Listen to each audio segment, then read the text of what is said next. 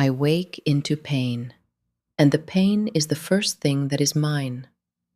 Before the pain there is nothing, no name, no yesterday, no sense of the body I inhabit, only a gray fog laid over my mind like wet wool, so thick I cannot find the edges of myself within it. Then the pain arrives, threading up through my wrists where iron has bitten them raw, and I seize on it the way a drowning woman seizes a spar. Pain is real. Pain is here. If I am hurting, then there is an I to hurt. I open my eyes. The cell is stone, and older than any stone I can remember seeing. Its blocks slick with a green weeping that catches the light of a single tallow lamp and gives it back sickly. The lamp burns across the room, beyond the reach of my chains, and yet I can count the guttering threads of soot rising from its flame. I can hear the flame. It mutters to itself, a small, wet crackle, and beneath it I hear water dripping in some further passage, and beneath that the slow suck and settle of a marsh pressing against the walls from outside, and beneath even that the shuffle of a heartbeat that is not mine, because I have none. That is the thought that stops me. I lie very still on the cold floor, shackled hand and foot, and I listen to my own chest, and there is nothing there. No drum, no rhythm, only silence where a life should be, and around the silence a hunger so vast and so patient that I understand at once it has been waiting for me to notice it. The craving, something says, though I do not yet have the word. It is only a pressure, a red pressure behind the eyes, a certainty rising in the meat of me that says, there is a warm thing nearby, and if you tear its throat, you will feel whole. The fog in my mind thickens obligingly, as though it wishes to help me forget everything but the wanting. It would be so easy. It would be a relief past describing to stop being whatever ruined thing I am and become only appetite. I press my cheek to the stone, and I say aloud, in a voice I do not recognize, no. The word is small, and it changes nothing, and I say it again. I do not know who I am, but I know that I do not wish to be that, the red thing, the mouth without a mind. I reach into the fog, and I grope for anything solid, any splinter of self. And after a long, cold while, a single word surfaces, buoyant and stubborn. Aurelie. I do not know what it means. It might be a place or a prayer. But when I say it, the fog thins by a hair, and I feel the shape of a person behind it, and I decide that the person is me. Aurelie, I whisper. I am Aurelie. I am my own. I am still saying it when the door grinds open. 2 men come in. The first is broad and flat-faced, a curved sword through his belt, and a wariness in his stance that tells me he has done this work before and does not love it. The second is smaller, quicker, with a fox's smile, and he carries a lantern in one hand and, slung over his shoulder like a sack of grain, a man. The man on his shoulder is alive. I know it before I know how I know it. I can hear the frantic gallop of his pulse. I can smell the sweat and the terror coming off him in waves, and the red pressure behind my eyes becomes an all-consuming roar. My lips draw back from teeth that are longer than teeth should be. Every fiber of the ruined thing I have become strains toward that living warmth, and the fog surges up to drown me, whispering that there is no Aurelie. There was never an Aurelie. There is only the mouth. I dig my nails into my own palms until they crack, and I hold on. Look at that, the fox-smiling one says. He has an accent I cannot place, hard consonants worn smooth by long southern years. Tolun, look at her eyes. She's watching us. The flat-faced man Tolun grunts. They all watch. No, watching. The smaller man crouches just past the limit of my chains, tilting his head, and his lantern light falls across my face. You're in there, aren't you, girl? Behind the shroud. Most of them are just an empty house with something clawing the walls their first 3 nights. You're... He clicks his tongue, delighted and unsettled at once. You're at home. Where am I? My voice cracks on it, speaking when every part of me wants to lunge, feels like lifting a mountain with my tongue. What have you done to me? The fox smiler laughs, a real laugh, surprised out of him.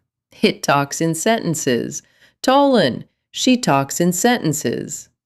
He sets the living man down against the far wall, none too gently, and the man whimpers, and I nearly come out of my skin. I'll tell you where you are, since you asked so pretty.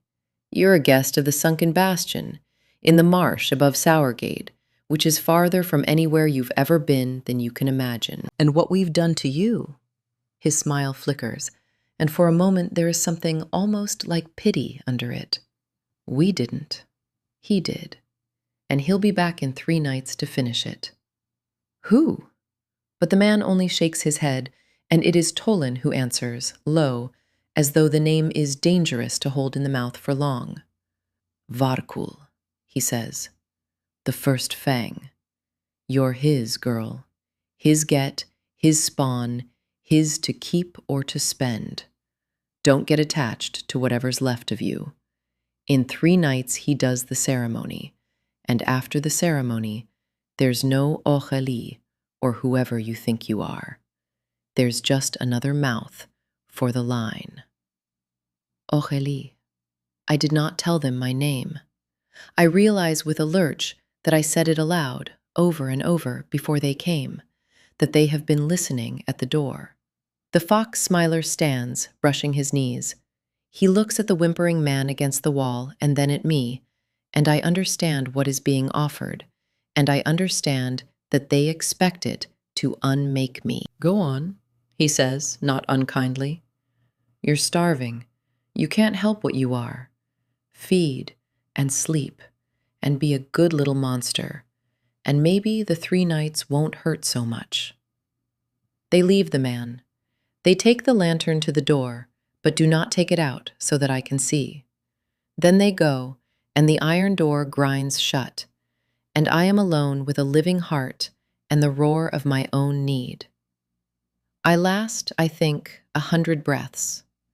I would like to say I lasted longer.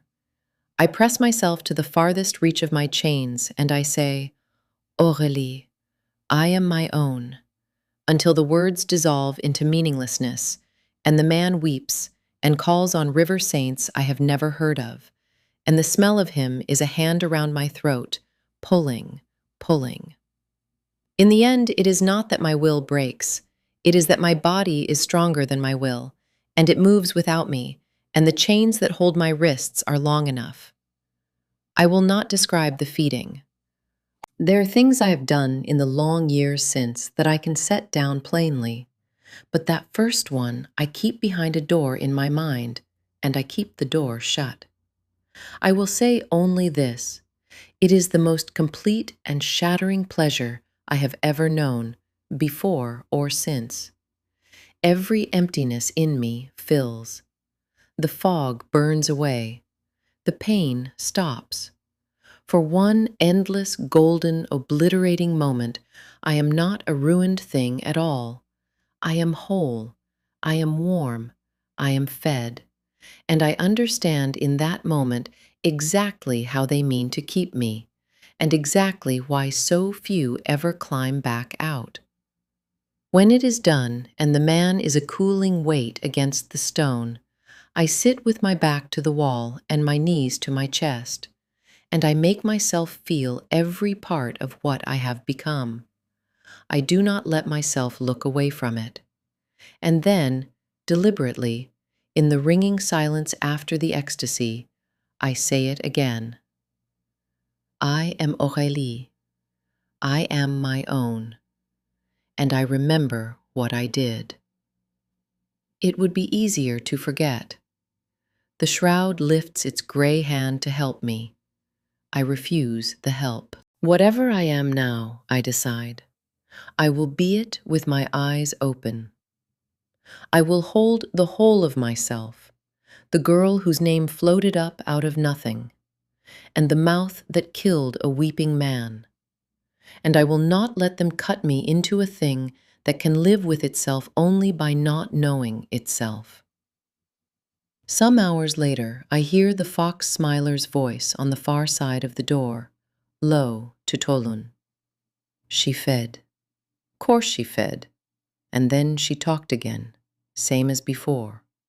I've turned the key on 40 of his get, Tolun. 40. Not one of them came out the far side of the first feeding, still able to say its own name. A pause. There's something wrong with this one. There's something wrong with all of them.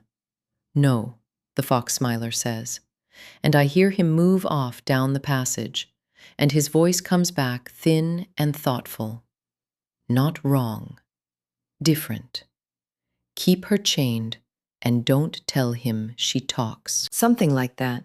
He'll want to break it just to see if he can. I file the fox smiler's name away when I hear it at last. Sorrel, they call him, the trickster warden of the sunken bastion. And I file away the word ceremony. And I file away the fact that in 3 nights something is coming for what is left of me. And I sit in the dark and I hold on to myself with both hands, and I wait. They come for me the next night, but not for the ceremony. The door opens on a woman, and I know at once she is like me. There is the same silence where a heartbeat should be, the same held stillness. But where I am raw and starving, she is finished, polished, a blade long out of the forge. She is dressed for riding in dark, plain, expensive cloth, and she wears a slim sword at her hip as though it has grown there, and her face is a young woman's face with something very old looking out through it. She stops in the doorway and she looks at me, and her expression, which had been closed and businesslike, cracks. By the onlooker, she says softly. That's the second time someone said that to me. My voice is steadier now, the feeding still humming in my limbs. I don't know what it means. She crosses the cell and crouches before me, heedless of my chains, close enough that I could have torn her if I were fast enough and if the craving were on me. And I understand she is showing me that she is not afraid, or that she does not care. Up close, her eyes are the color of old bronze. You said your own name, she says. Sorrel told me. He tells me things he shouldn't, for a price. He said you woke shrouded and clawed your way out of it in a single night. I did not believe him. She studies my face the way Fendrel will later study a flaw in a blade. How many nights have you been down here? This is the second, I think. And you remember the first. I remember all of it. I hold her gaze. I remember what I did to the man they left me. Something moves behind the bronze eyes, grief maybe, or its ancient scar. Most don't, she says. Most can't. That's how he keeps us. The shroud comes down when we're made, and it takes the self away, and by the time it lifts, if it ever lifts, we've done so much under it that we'd rather stay a stranger to ourselves than own it. He counts on that. A monster that doesn't remember being made a monster is a very obedient monster. She sits back on her heels. You're something rarer than he knows, girl. And if he learns it, he'll take it from you, because he can't abide a thing he hasn't broken. My name is Colomba. What's yours? The whole of it. I have to reach for the whole of it. It comes up in pieces, dredged from under the thinning fog, and I speak it as it surfaces. Aurelie. Aurelie de Forge. A house floats up behind the name-white columns, cane fields shimmering in heat. a river the color of tea, then it is gone. I had a family. I had a life. It's like reaching into water. It will come or it won't. Colomba's voice is gentle and merciless, both. Either way, it's gone. You need to understand that first, before anything else, or you'll spend your death chasing a woman who died. You are not the girl from the White House. That girl walked somewhere she shouldn't have, or was seen by something she shouldn't have caught the eye of, and now she is meat and memory. You are what's climbing out of her grave. She lets that sit. The question that matters, the only question, is what you're going to be. Tell me what I am, I say. The whole of it. Don't spare me. And she tells me. She tells me of the Nightborn, the undying, the blood drinkers, older than the mortal kingdoms and hidden inside them like a knife inside a loaf. She tells me of the craving, which never ends and never lessens, only learns to be governed. She tells me of the shroud, and how the strong learn to lift it, and the weak never do. She names my weaknesses, so I will not learn them at the worst possible moment. Silver, which burns us like acid and will not let a wound close. Fire, which does what fire does to dead flesh. And the sun, which is not death exactly, but is worse than death. A slow unmaking that leaves nothing behind to bury. There is no cure, she says, when I ask, and she says it flatly, so I will not hope. There is no priest, no spring, no distant sage. This is what you are now, and it is forever, and forever is a very long time. I have been Nightborn for 300 and some years, and I have watched empires I helped build fall into the sea. You will watch everything you love die, if you are foolish enough to love, and you will keep waking to the dark. That is the truth of it. I will not dress it up. I sit with that. It is a weight past bearing, and I make myself bear it, because I have already decided that I will keep my eyes open. Why are you telling me this? I ask. You don't serve Varkul. You came in from outside. For the first time she smiles, and it is a hard, sad, private thing. I came for something else entirely, she says. A debt, a rumor, a box the Vasarane want that the first fang is sitting on. I did not come for you. But then Sorel told me there was a new maid in the pit who still knew her own name, and She stops. She looks at my chained hands and at the shape of the dead man's absence in the room, and whatever old wound is behind her eyes opens a little wider. I have watched a great many bright things go into that dark and not come out, she says at last. Just once, before I'm done, I would like to pull one back. She rises. From her sleeve she produces a lockpick, and with a few practiced turns, opens the shackle at my left wrist, then my right. The iron falls away, and I flex hands I had half forgotten were mine. Listen to me, Colomba says, and now there is iron of another kind in her voice. There is a ladder among the Nightborn, and you will climb it, or you will be trodden into the marsh. You are a new maid now, the lowest thing, mind-veiled and savage, that most of us hunt for sport in its first month.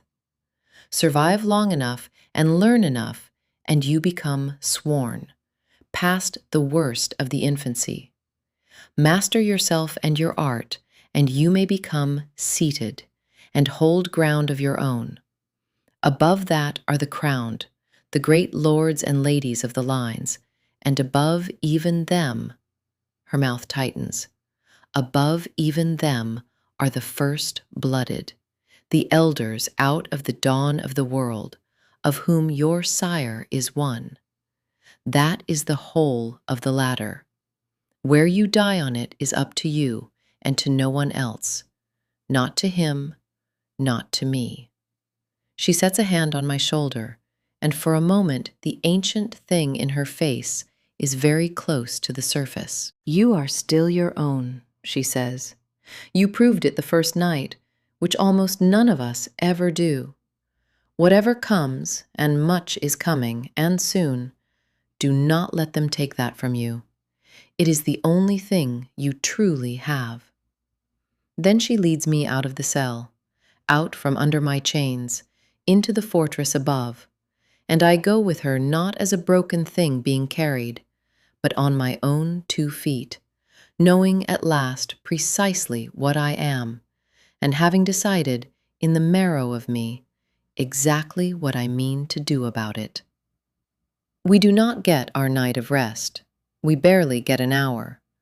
Colomba brings me up through the sunken bastion by ways only sorrel could have taught her, through damp galleries where the marsh presses in at the arrow slits, and she is halfway through telling me how she means to get us both out unseen before the ceremony, how she will spirit me south, hide me, teach me the beginnings of governing the craving, when the first bell begins to toll, and then a second, and then the whole fortress is screaming. No, Colomba breathes. She has gone utterly still, her head cocked, and I realize she is listening the way I have learned to listen, sorting the sounds. No, not tonight. They can't have. The wall at the end of the gallery comes apart. I have never seen violence at this pitch, and I am not ready for it, and I do not think anyone is ever ready for it. Stone that has stood for centuries simply ceases to be a wall and becomes a spray of gravel and dust and screaming air, and through the gap pour men in gray with lanterns bound to their breastplates, lanterns that burn with a white, wrong light that makes my dead skin crawl even at a distance. Wardens, Colomba spits. Wardens of the lantern, here, now. And that's Vassarine steel behind them. I'd know it anywhere. Someone opened the marsh road. Someone sold the bastion.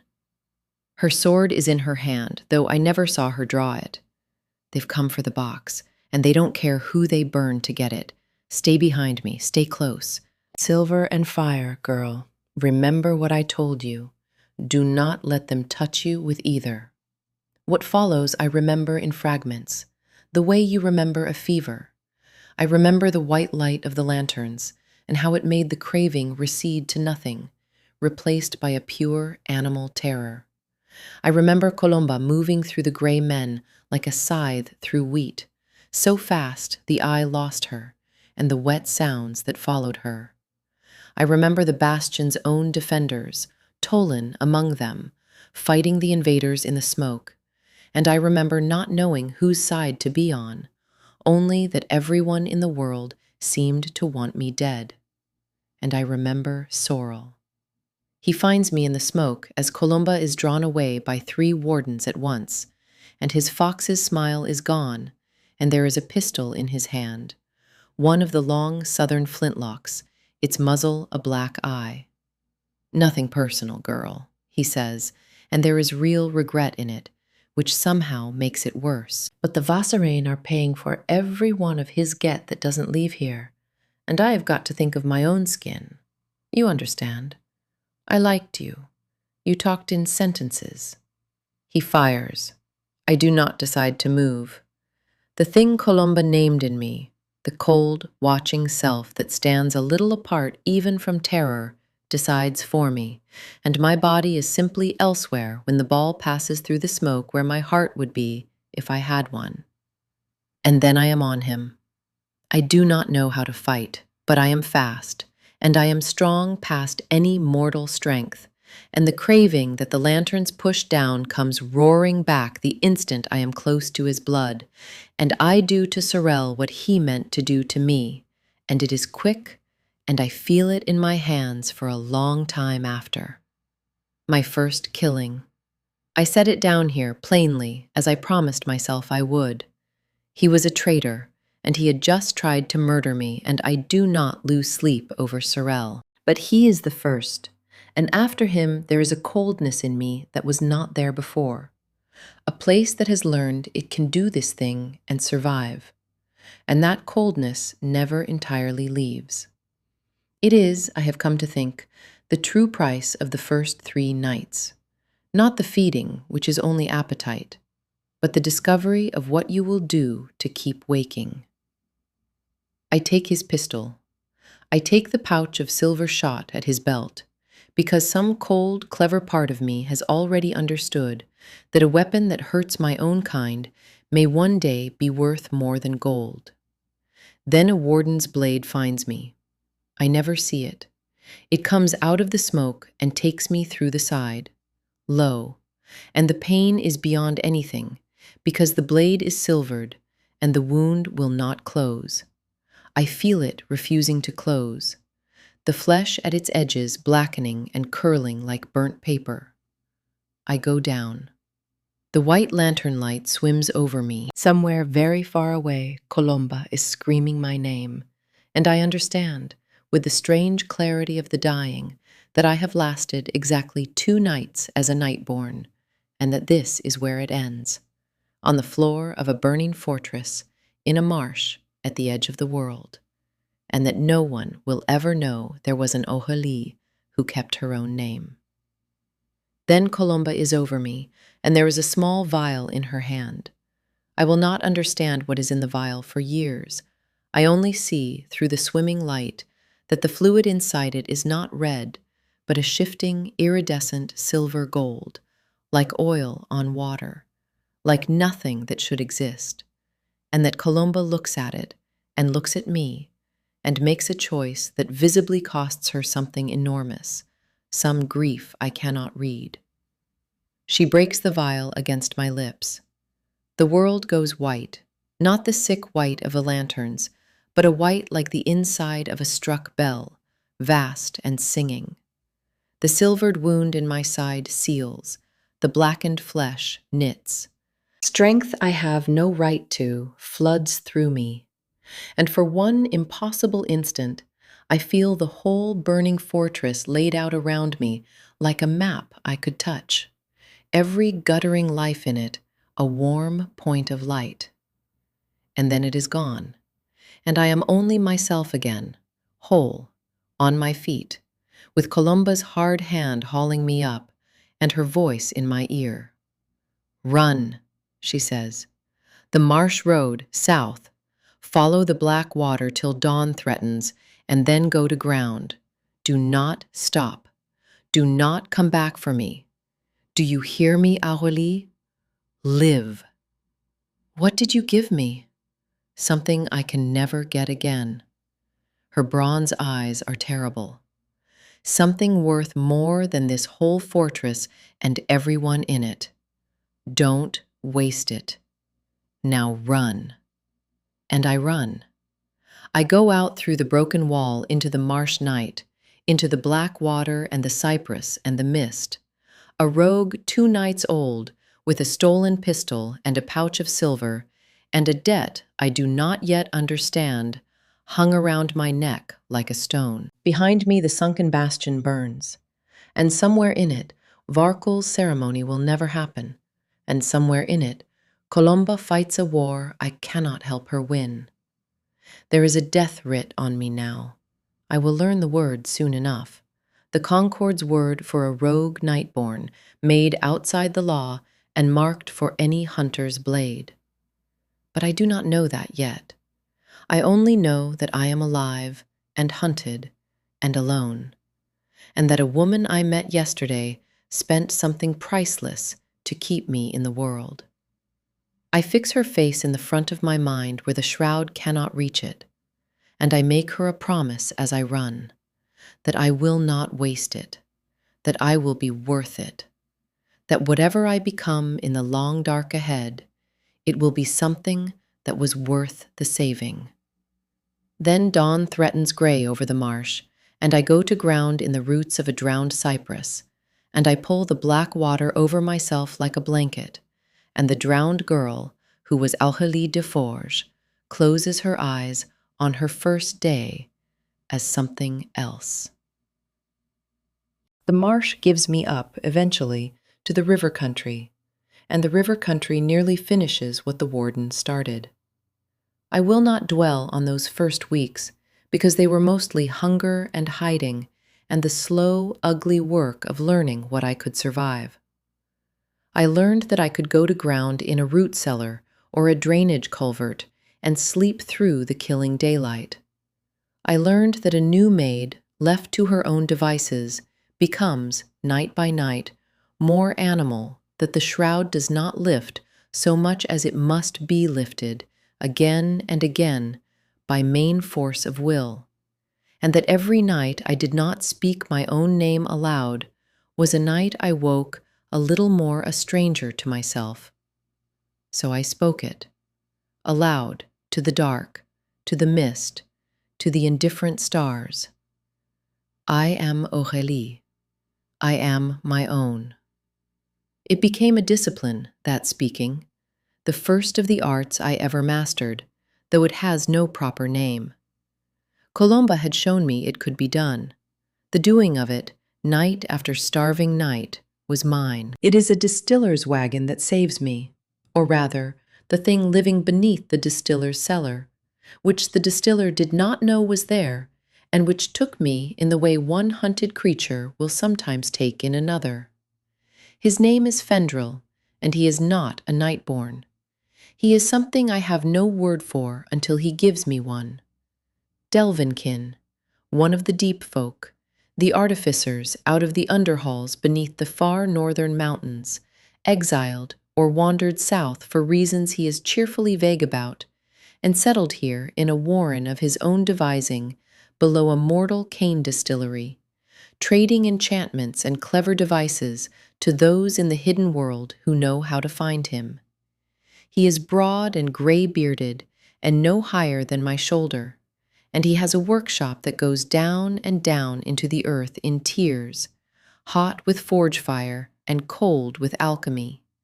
And when I stagger, half-shrouded, into his lamplight, he looks at me over a pair of crystal lenses and says, dryly, "Well, you're a mess. Sit down before you fall down, and mind the acids." He shelters me. I have never been able to fully explain why, and when I have asked him, he has only shrugged and said that a starving new maid who arrives able to ask politely for help rather than simply lunging for the throat is a rare enough curiosity to be worth feeding, and that he was bored, and that I owed him already and could work it off. All three things are true, and none of them is the whole of it. Fendril is loyal the way bedrock is loyal, without fuss, without declaration, simply by being there under everything. And he decided, in some quiet way of his own, that I was worth being loyal to, and he never once wavered in it across all the long years after. I have loved many beings in my death. I am not sure I ever trusted any of them as completely as I trusted that dry, gray, unbothered craftsman in his hole in the ground. He feeds me. He keeps arrangements with certain unmissable sorts of mortal, the kind the river swallows without questions, and he is unsentimental about it in a way that helps me be unsentimental about it, which is its own mercy. And, more than feeding me, he teaches me. Across those first months, hunched over his workbenches in the forge light, Fendril gives me the shape of the world I have fallen into. "You're a rogue," he tells me, tapping a fresh forged bolt head against the anvil to hear it ring. "Made outside the law, which means marked by it. You'll have heard the word by now. Death writ.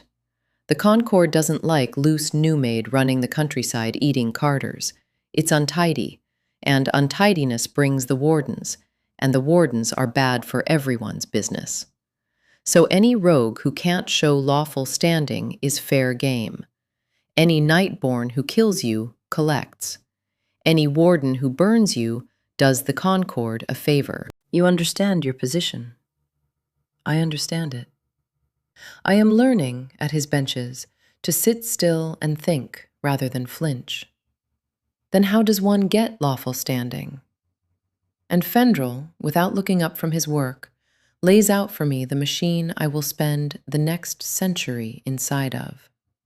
He tells me of the Concord, the body of law the Nightborn hold among themselves, ancient and pitiless, and administered on this continent by a single ruling elder, the Arbiter, whose word is law from the northern cliffs to the southern delta.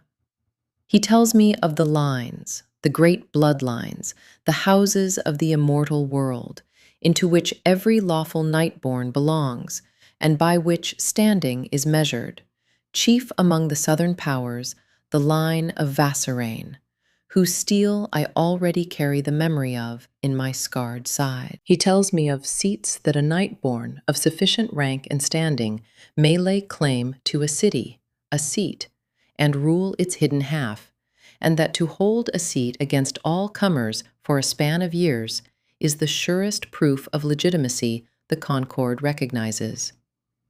Here is the loophole, he says, and now at last he does look up, and there is a shrewd gleam behind the crystal lenses.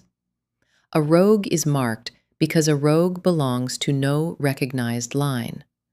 But the Concord is a lawyer's creature, and its own rules bind it. Win recognition as a line of your own petition the Arbiter. Prove yourself no untidy beast, but a lawful power worth having inside the tent rather than out of it, and hold a seat to show you can. Do that, and the death writ has nowhere to land. You cannot be a rogue if you are a linehead. The law will have unmarked you with its own hand. He returns to his bolt. It has been done. Not often, but it has been done. And you, curiously enough, might be the sort who could do it. You kept your name. That's the rarest coin there is among your kind, whether you know it yet or not. I sit in the forge light and I turn it over, and something in me that had been only surviving begins, for the first time, to plan. I had been a hunted animal, thinking no further than the next night's hiding. Now I see a path, a long, narrow, treacherous path, but a path that leads from the drowned girl in the cypress roots to a woman the law dares not touch. Win a line, hold a seat, become too legitimate, too useful, too established to be worth the killing. It is not freedom exactly, but it is the shape of freedom. And after 2 nights in Varkul's pit and weeks in the black water, the shape of freedom is enough to build a death around. I'll need to be stronger, I say slowly, to hold anything, to survive the getting of it. You will. Fendrel is already reaching for a fresh sheet of steel, and I understand that he has been waiting for me to arrive at exactly this thought. You'll need allies, mortal and otherwise. You'll need to master more than talking to yourself in the dark. And you'll need arms worthy of the work which, as it happens, is a thing I am rather good at, and which you now owe me for, so we'll call the account open. He almost smiles. Welcome to the world, Aurelie of Nowhere. Let's see what we can make of you. And so I set my feet on the path. I did not yet know where it climbed. I did not know that it climbed all the way to the roof of the world, and past it, into the cold country of the gods. I knew only that I had a goal now, and a friend, and a debt to be worth, and that the girl from the White House was truly gone, and the thing climbing out of her grave had, at last, decided what it meant to be.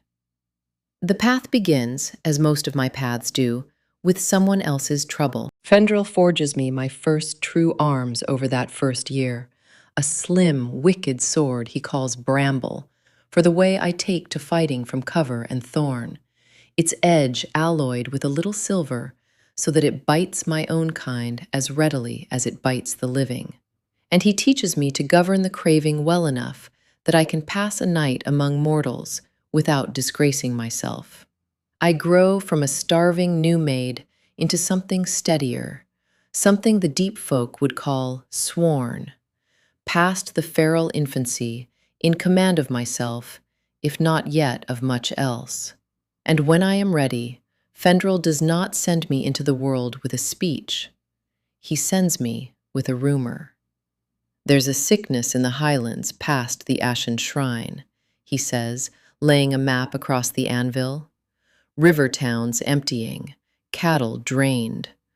The mortals call it plague, and the hidden world calls it careless, because it's the sort of thing that brings the wardens down on all of us. Somebody up there is feeding, without discipline, a blood cult most likely. Mortals playing at powers they don't understand, or being played by something that does. Go and put a stop to it. 2 reasons. First, it's the right kind of trouble to make your name on. The Concord notices a rogue who cleans up messes rather than making them. Second, he taps the map, you'll need people. You can't hold anything alone. Go up there and find out who's worth keeping. I go up into the river country, and that is where I find Corriveau and Barrow. Corriveau I find first, and I nearly kill him before I understand him. He is a ranger of the frontier freeholds, lean and weathered and quiet, and he has been hunting the cult's outriders on his own for a season because they took a whole household he was sworn to protect, and he is very good at it and entirely out of his depth. I come upon him at night, mistaking him for one of them, and he comes within a hair of putting a crossbow bolt through my eye, before we both realize we are hunting the same quarry. There is a wary hour of circling. Then he lowers the crossbow and looks at what I plainly am and says, in the flat way of a man who has already lost everything he was afraid to lose, I don't care what you are. I care what you're pointed at. If you're pointed at them, we've no quarrel. Barrow I find a week later, and there is no near murder, only near death by embarrassment, because Barrow finds me striding into the firelight of my cold camp in a battered coat and a broad hat, a bone-hilted blade across his back, announcing himself in a booming, cheerful voice as Anselm Barrow, hunter of the unnatural, scourge of the wicked, at your service, madam, before getting a proper look at my eyes and my teeth, and going, briefly, the color of a fish belly. To his enormous credit, he does not run. He swallows and squares his shoulders and says, "Ah, you're one of that is. Well, are you a wicked one? Because I've a strict policy, you see, and I'd hate for there to be a misunderstanding." I like him at once. It is impossible not to. Barrow is that rarest of mortals, a genuinely good man with no cruelty in him anywhere and no sense whatsoever. A monster hunter who hunts monsters not out of hatred, but out of a bone-deep conviction that someone ought to look after ordinary folk, and it might as well be him. When I tell him what I am pointed at, he beams as though I have given him a present, and falls in beside Corriveau as if the 3 of us had always meant to travel together, and never once, in all the years after, treats me as anything but a lady he is privileged to serve, even on the nights when I come back from the hunt with the craving still in my eyes and blood I have not fully accounted for on my hands. Together we break the cult. It takes a season, and I will not draw it out, because I fought 100 fights like it in the years that followed, and they blur into one long, dark campaign in memory. The cult is what Fendrel guessed, mortals who found a whisper of true power and bent their necks to it, draining their neighbors to feed some right they only half understood. We hunt them from their outlying bloodhouses inward, Corriveau reading their sign, Barrow charging in with that booming laugh and that bone blade, and I coming through the walls in the dark, like the thing their nightmares were rehearsing for. It is in this campaign that I first learned to lead, to spend my strength through other hands, to plan a killing rather than simply commit one, to feel the strange warm tug of loyalty running both ways, and to understand, with something like alarm, that these two mortals have become dear to me, that I would grieve them, that I have gone and acquired the beginnings of the thing Colomba warned me never to let myself have. I let myself have it anyway. I have never regretted it, and it has cost me everything. At the last blood house, in a burnt shrine high on the pass, we find the cult's inner records, and among the ravings there is a thread of something colder and older and far more deliberate than a few greedy mortals. References to a source, a wellspring of power they were tapping, held further up the mountain, under the shrine itself. They did not create their power, they stole it from something they had chained. Corriveau reads the pages twice and looks at me. "Whatever's up there," he says quietly. "These people were terrified of it, and they were the ones holding the key." "Then we go up," I say, "and we find out what a blood cult is frightened of." And we climb, in the gray before a dawn I cannot afford to meet, to the ashen shrine at the roof of the pass, and to the lab beneath it, where the cult kept the thing that gave them their power, and where I meet, for the first time, one of the freed ones, and learn at last what price Colomba paid to keep me in the world. The lab beneath the ashen shrine is a cathedral of quiet cruelty. We come down into it through a hatch the cult's records described, and the smell reaches me first. Not blood, though there is blood, but something stranger, a smell like a storm about to break, like the air before lightning, like a color that has no name. My teeth ache with it. The craving stirs, but it is a confused craving, reaching for something it does not recognize as food and cannot look away from all the same. The chamber is full of apparatus glass and copper and silver piping, vats, drains, restraints, all of it built around a single figure suspended at the center on a frame of silvered chains. He is not human, and he is not Nightborn, and he is the most beautiful and terrible thing I have ever seen. Tall past mortal proportion, too fine, too symmetrical. His skin faintly luminous even in the dark, his long hair drifting as though he stood underwater, though the air is still. Where the silvered chains touch him, his light gutters and dims, and I understand that silver is his poison too, and that they have kept him here a very long time, bleeding that impossible storm-colored light into their vats a drop at a time to fuel their little empire of stolen power. His eyes open. They are the color of the sky between stars. "Oh," he says. His voice is music, and it is exhausted past music. "You are new, and you are—" He tilts his head, and something in his ruined, radiant face sharpens. "You have my kin's blood in you. Old blood. Errant blood. Where did a made thing like you come by a thing like that?" The craving surges then, hard, because now I know what he is. Now I recognize the smell, because I have tasted it once, at the moment of my near death, when Colomba broke a vial of shifting, silver-gold light against my lips. And the understanding lands on me all at once, with the weight of a falling roof. That is what she gave me.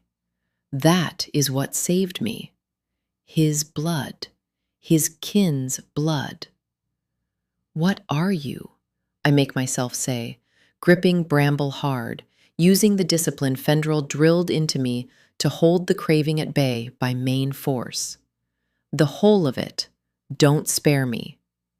And, chained and bleeding light, he tells me, because I think he has not had anyone ask him a true question in a very long time. He calls himself Lyriel, and he calls his people the errant exiles, out of a place he names the bright between, a dimension pressed up against ours, like a page against a page, its folk able to bend the stuff of reality itself by will and word. Long ago, some of them wandered through into our world and could not find the way home, and became errant, lost, wandering, and were hunted. Because the blood of an errant, it turns out, is the single most potent substance in the hidden world. A drop of it can heal a mortal wound, seal a silvered cut that would otherwise never close, pour a season's strength into a starving new-made. To the Nightborn, the errant are not people, they are treasure. They are cattle whose milk is miracles. They are hunted and chained and bled for centuries, passed between the great lines as the rarest of gifts. And the cult I have just destroyed was a small operation indeed. A few mortals who had gotten hold of one, exhausted, half-drained prince, and were living like kings on his suffering. Colomba, I whisper. I do not mean to say it aloud. She had a vial. She said it was worth more than a whole fortress. She said she could never get it again. She broke it on my mouth to save my life, and she looked as if it cost her. Then your Colomba, Lyriel says softly, gave away a treasure the great lines murder each other for, to save a new maid she had known for a single night. That is either the greatest foolishness I have ever heard of, or the greatest kindness. Perhaps among your kind there is no difference. His star-colored eyes hold mine. You did not know. I did not know. Now you do. Something almost gentle crosses his ruined face. Carry it, then. It is a heavy thing to be worth so much to someone, heavier than you can guess. Barrow is already at the chains, of course, dear, senseless Barrow, who took one look at a chained and bleeding prisoner and never for an instant weighed the politics of it. This is monstrous, he keeps saying, working at the silvered links with his tools, hissing as they burn his fingers. This is monstrous.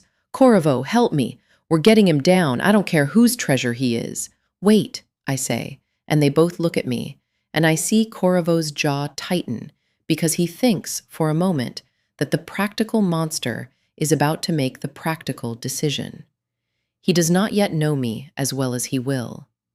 I climb to the frame myself, where I can bear the silver's nearness better than a mortal can, and I take the chains in my own hands, and I feel them sear my dead flesh, and I break them, and I lower Lyriel of the Bright Between down out of his long captivity into Barrow's waiting arms. You could have sold me, Lyriel murmurs when he can stand. A single new maid with a whole errant to trade would want for nothing, ever, in all the world. You could have bought your line and your seat and your safety with what runs in my veins. I've had enough, I tell him, of things that are worth more chained than free. And I mean it as simple decency, the kind Barrow carries without thinking. But I hear, as I say it, an echo of my own 2 nights in Varkul's pit, and I understand that I have just made a choice about the sort of power I intend to be, and that the choice will define everything after. There is one thing more.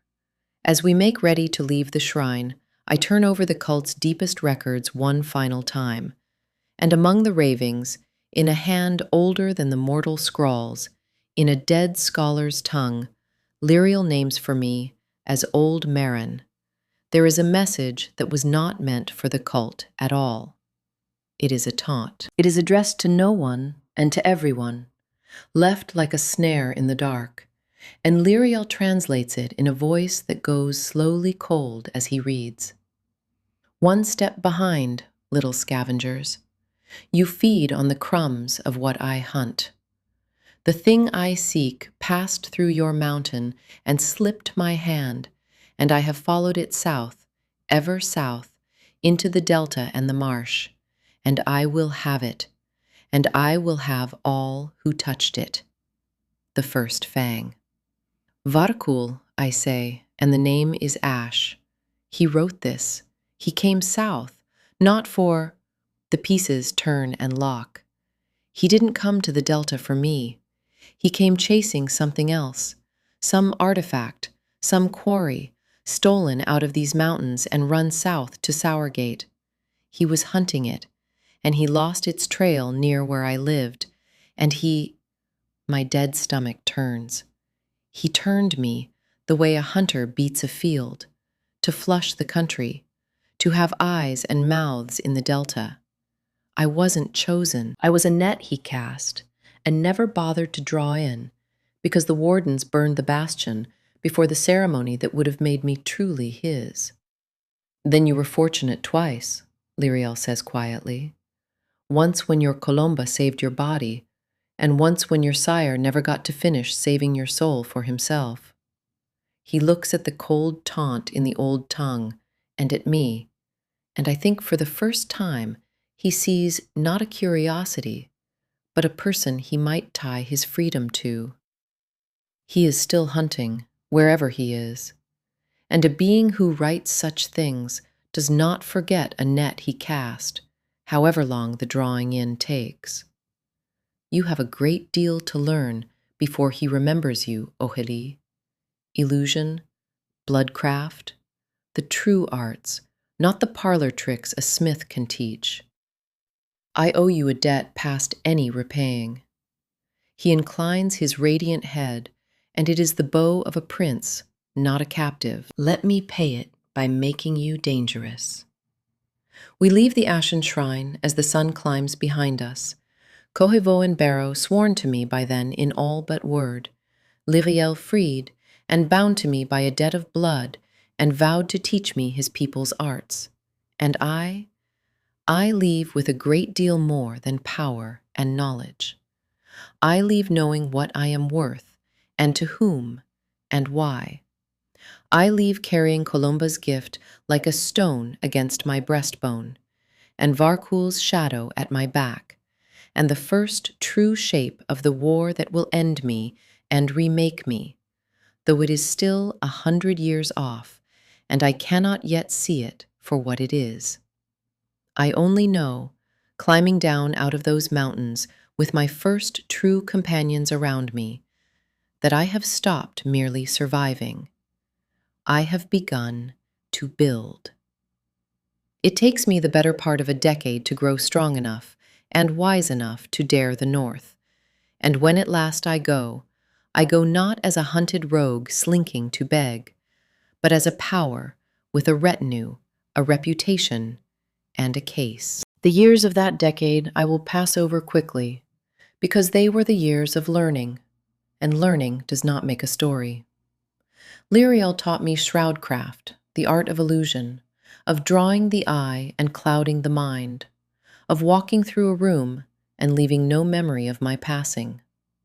And he taught me the beginnings of blood weaving, the true magic of my kind, so different from the crude feeding I had known that it was like the difference between a scream and a song. Under his tutelage, I climbed from sworn towards something the deep folk would have called seated, a Nightborn in command of her art, capable of holding ground. Fendrel armed me further and kept my counsel. Corriveau and Barrow gathered others to my banner, a widening circle of loyal mortals and hidden world outcasts, until I traveled with a household rather than a warband.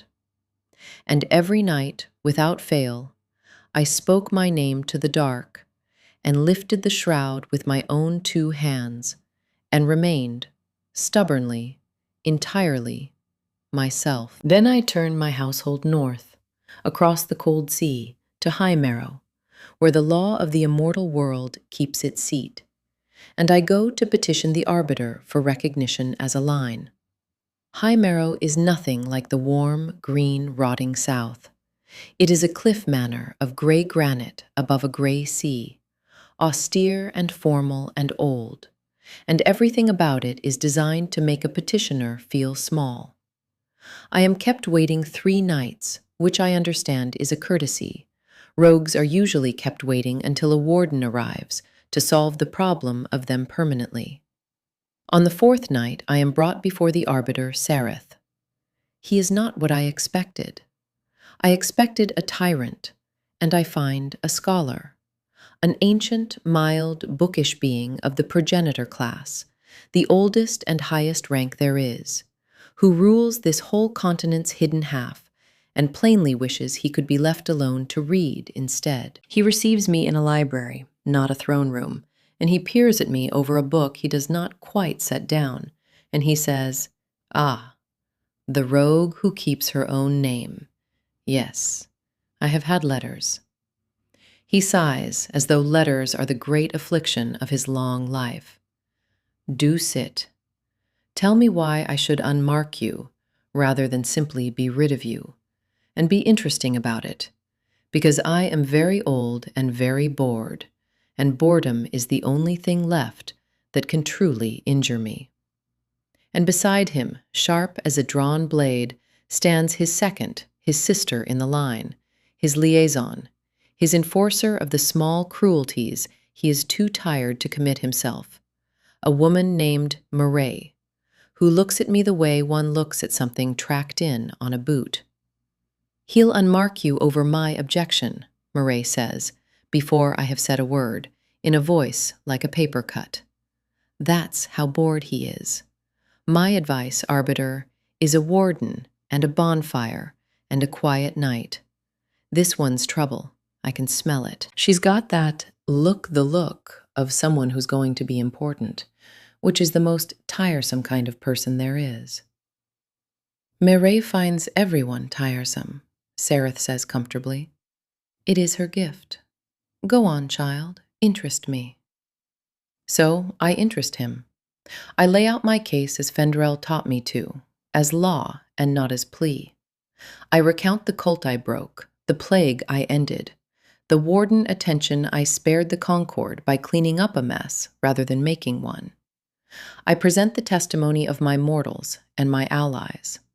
I let Sereth see that I am no untidy beast, but a governed power, one already doing the work the Concord wants done, one it would be wiser to have inside the tent than out of it.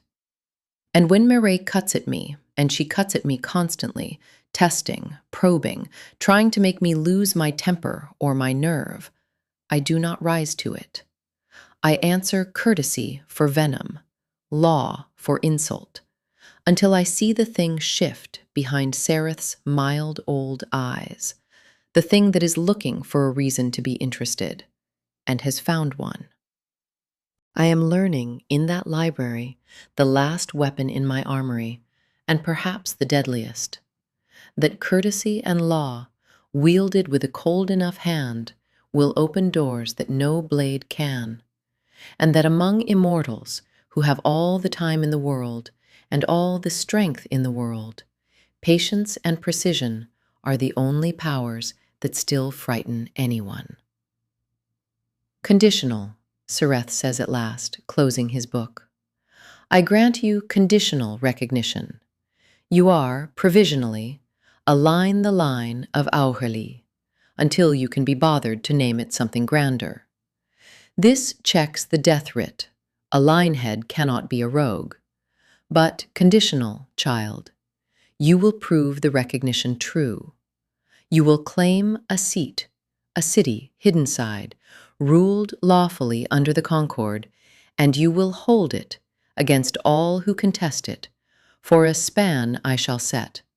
And if you cannot hold it, then you were never fit to be a line, and the mark comes back, and Mirette gets her bonfire after all. Those are the terms. Do you accept them? I accept them. Of course you do. He is already reaching for his book again. Mirait will see to the writs. Try not to be interesting at her. She'll only take it personally. A pause, and then, unexpectedly, the ancient, mild eyes lift to mine one last time, and there is something in them almost like warning, almost like kindness. You have made an enemy tonight that you did not make, by the way. The Vassarain wanted you dead. It was their steel in the bastion, their coin on your head, and I have just taken their prize from the table. They will not forgive it. Legitimacy is not safety, child. It is only a better grade of danger. Now go away. I was at a very good part. I go away, and as Merait draws up the writs, hating me with a thoroughness I find I almost respect, I understand exactly what I have won, and exactly what it has cost me. A provisional life, a checked death writ, a permanent enemy in the line of Vassarain, and one clear, narrow, murderous task standing between me and true standing. I must take a city, and I must hold it. The Vassarain do not wait for me to take a city. They come for me at Highmarrow, in the arbiter's own court, and turn my moment of triumph into a trial. It is Merait who brings me the summons, and for once there is no venom in it, only a grim professional relish. Well, she says, you are interesting after all. Lord Vassarain has petitioned for a conclave. He means to challenge your recognition before it's dry on the page to have you declared a rogue atrocity, an untidy beast dressed in a lion's clothing and burned before you can ever claim a seat. The arbiter must hear it. The law compels him. You'll stand before the assembled crowd of the continent and answer for everything you've ever done since you crawled out of that marsh. She looks me up and down. I'd have taken the bonfire in your place. It's quicker. The conclave is held in Highmarrow's great cold hall, and it is the most dangerous room I have ever entered. More dangerous than Varkul's pit, more dangerous than the burning bastion, because everything in it is patient and legal and would kill me with a signature. The crowned of the continent sit in tears, ancient lords and ladies of the great lines, and they watch me with the mild curiosity of beings deciding whether a novelty is worth the trouble of preserving. And at the center, resplendent and cold, stands Lord Vassarain himself, the head of the line whose steel scarred me, come to finish what his coin began. He is a magnificent speaker, I will grant him that. He paints me as the thing the Concord most fears, a rogue made in blood and lawlessness, a killer of the traitor Sorel, a breaker of the sunken bastion's peace, a new maid who should, by every custom, have been put down in her first month, and who has instead run loose across the south, leaving corpses in her wake. He does not lie exactly. He simply tells the true things in the order that damns me, and leaves out the order that saves me, and it is masterful. And I feel the mild attention of the tiered crowned begin to tip against me, toward the tidy solution of a bonfire.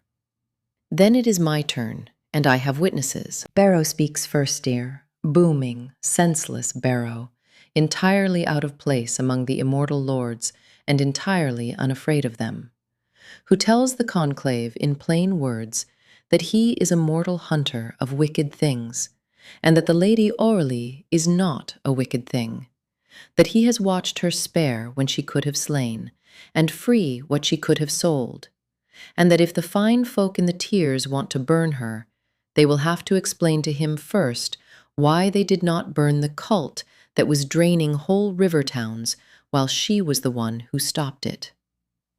It should be absurd, a mortal scolding the crowned, but there is something in his absolute sincerity that lands, that makes the ancient beings shift, because none of them can remember the last time anyone spoke to them without fear. And then Colomba speaks. I did not know she would come. I have not seen her since the burning bastion, since she broke a treasure against my lips and told me to run and not come back for her, and I had feared, in the low hours, that she had died there, spent on saving me. But she is alive, and she is here, and she rises in the cold hall in her plain, expensive cloth, with the old thing looking out through her young face, and she is not a mortal to be dismissed. She is crowned herself, centuries old, and when she speaks, the tears listen. She tells them what I could not tell them, because I did not know it, and could not have proven it. She tells them she was there in the bastion, that she saw a new maid who kept her own name through the first feeding, which not 1 in 1,000 does. She tells them, coldly, factually, sparing herself nothing, that she chose to save that new maid with a treasure of her own, at a cost she does not name, and they do not need, and that she has never once regretted it, and that if the conclave means to say she wasted the rarest thing she owned on an untidy beast, they may say so to her face, and she will answer it however they like. The threat under the courtesy is unmistakable, and I understand, watching her, exactly what she is doing. She is spending her standing on me now, in public, the way she spent her treasure on me in the dark, wagering her own reputation before the whole immortal world that I am worth it.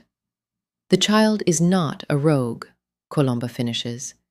She is a linehead the arbiter has already recognized, doing the Concord's own work better than the Concord does it. Lord Vassarain does not want her dead because she is untidy. He wants her dead because he sent his steel to murder her once already, and she survived it. And a Vassarain cannot abide a debt he cannot collect. This is not a trial, it is a tantrum. I would ask the conclave to name it as one.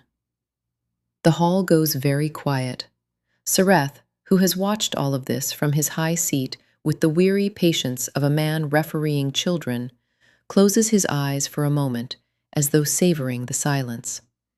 Then he opens them and he speaks, and his mild old voice fills the cold hall with the weight of a law that has stood since before mortal kingdoms had names.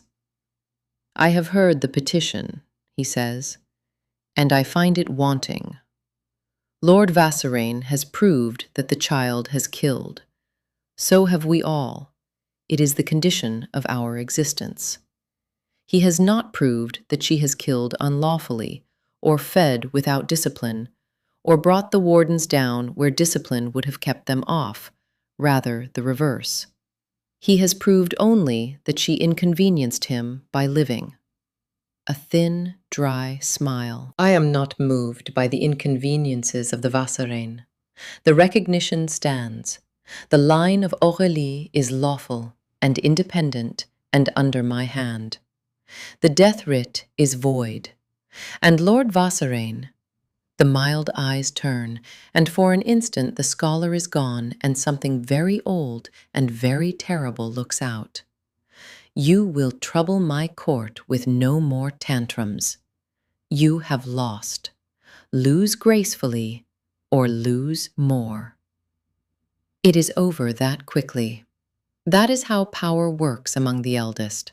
Not in the roar of battle, but in one sentence from the one being no one dares to contradict.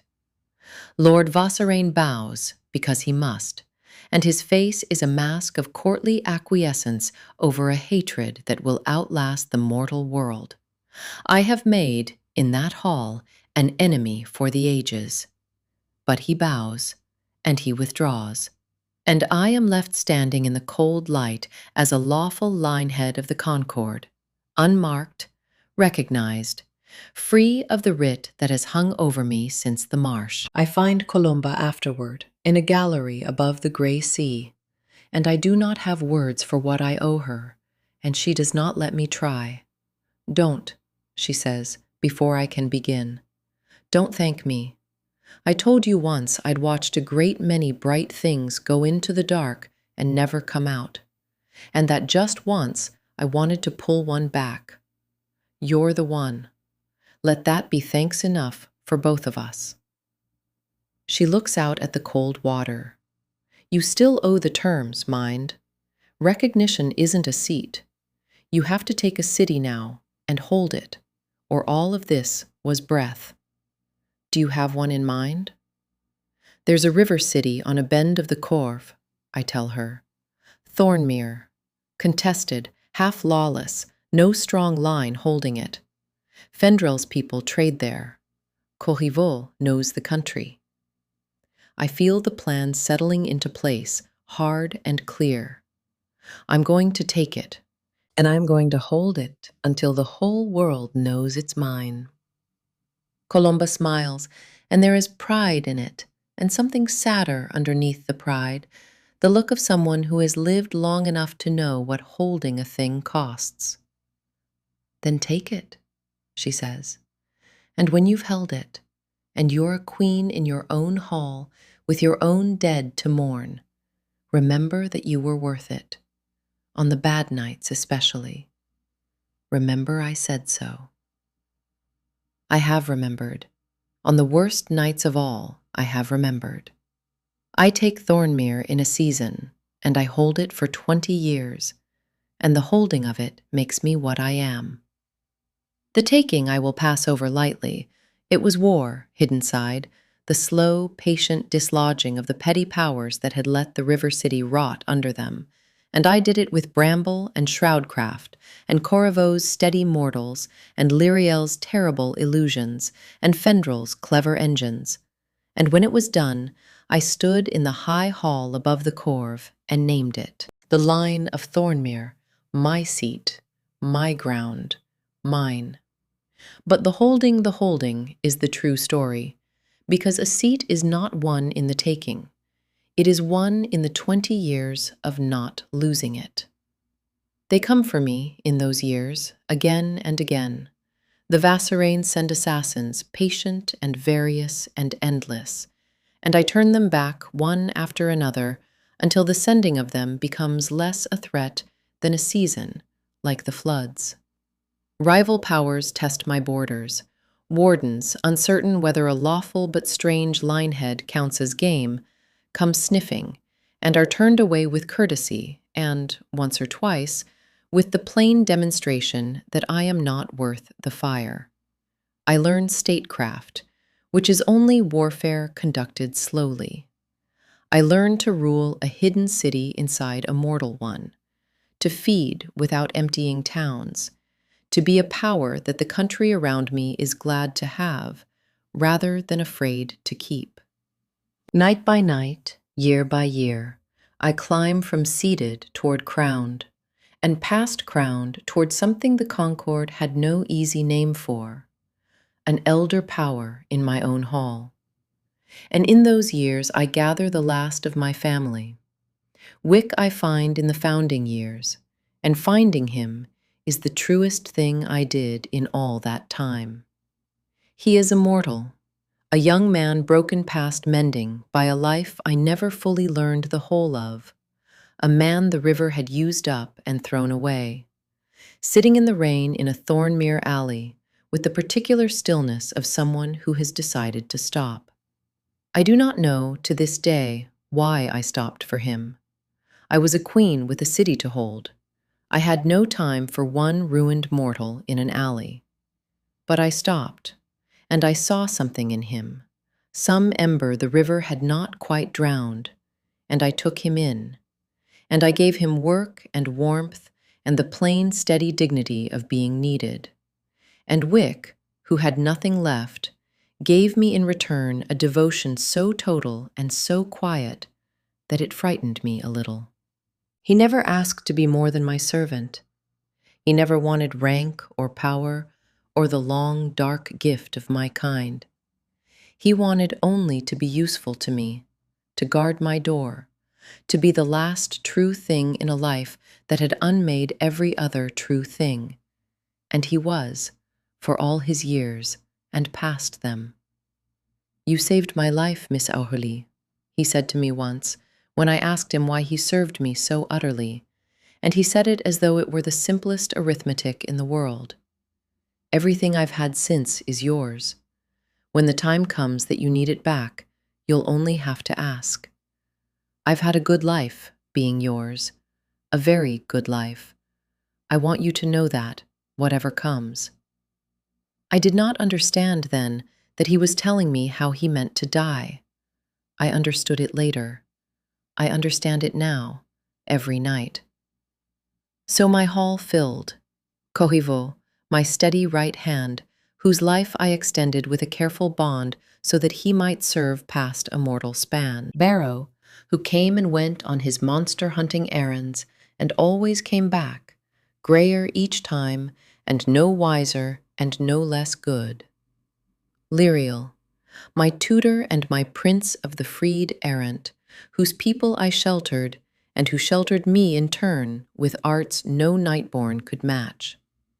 Fendrel, below in his forge, arming us all. Colomba, when her own wandering roads brought her near, my sister in all but blood, the old thing behind her eyes a little less lonely each time.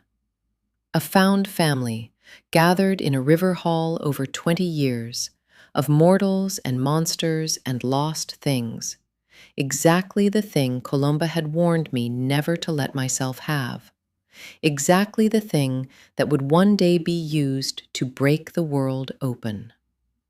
I let myself have it. I have said already that I have never regretted it.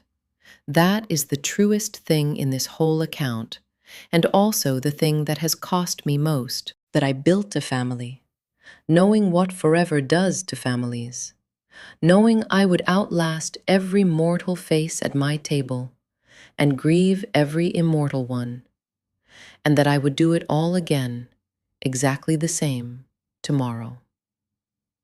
At the end of the 20 years, the Concord span ran out, and I had held Thornmere against everything the world had sent, and the recognition became true and unshakable. I was a queen. I was safe as anything in that long, dark world is ever safe. I had climbed the whole of the ladder Colomba first named to me in a marsh cell, from new maid to something the eldest treated as a peer. And it was then, exactly then, when I had won everything I had set out to win, that the world reached down and showed me how small everything I had won truly was.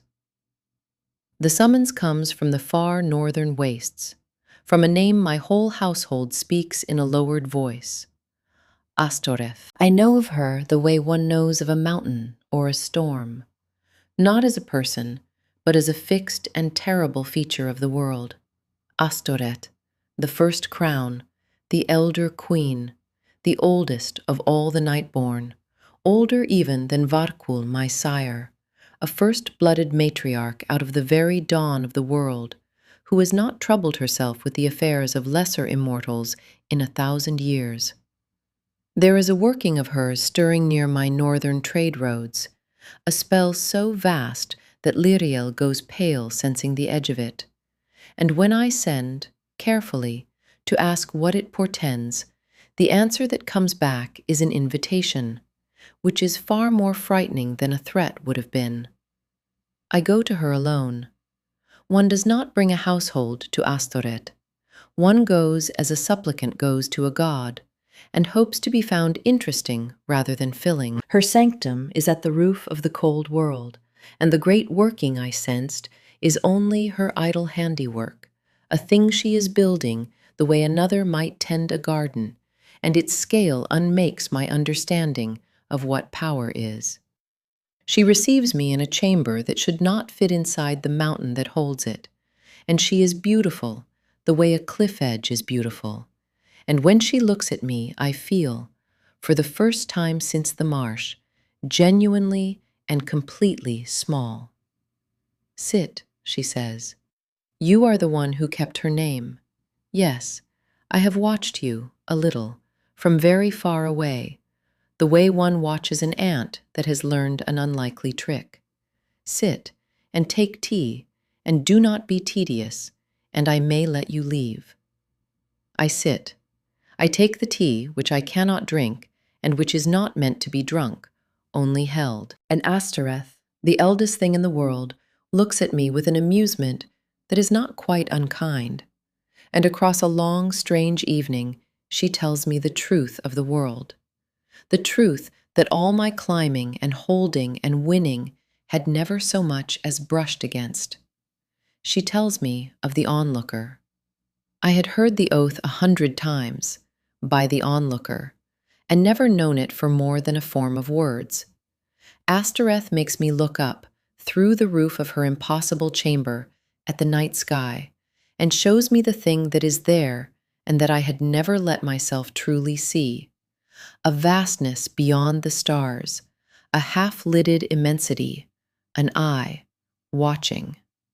The onlooker, she names it.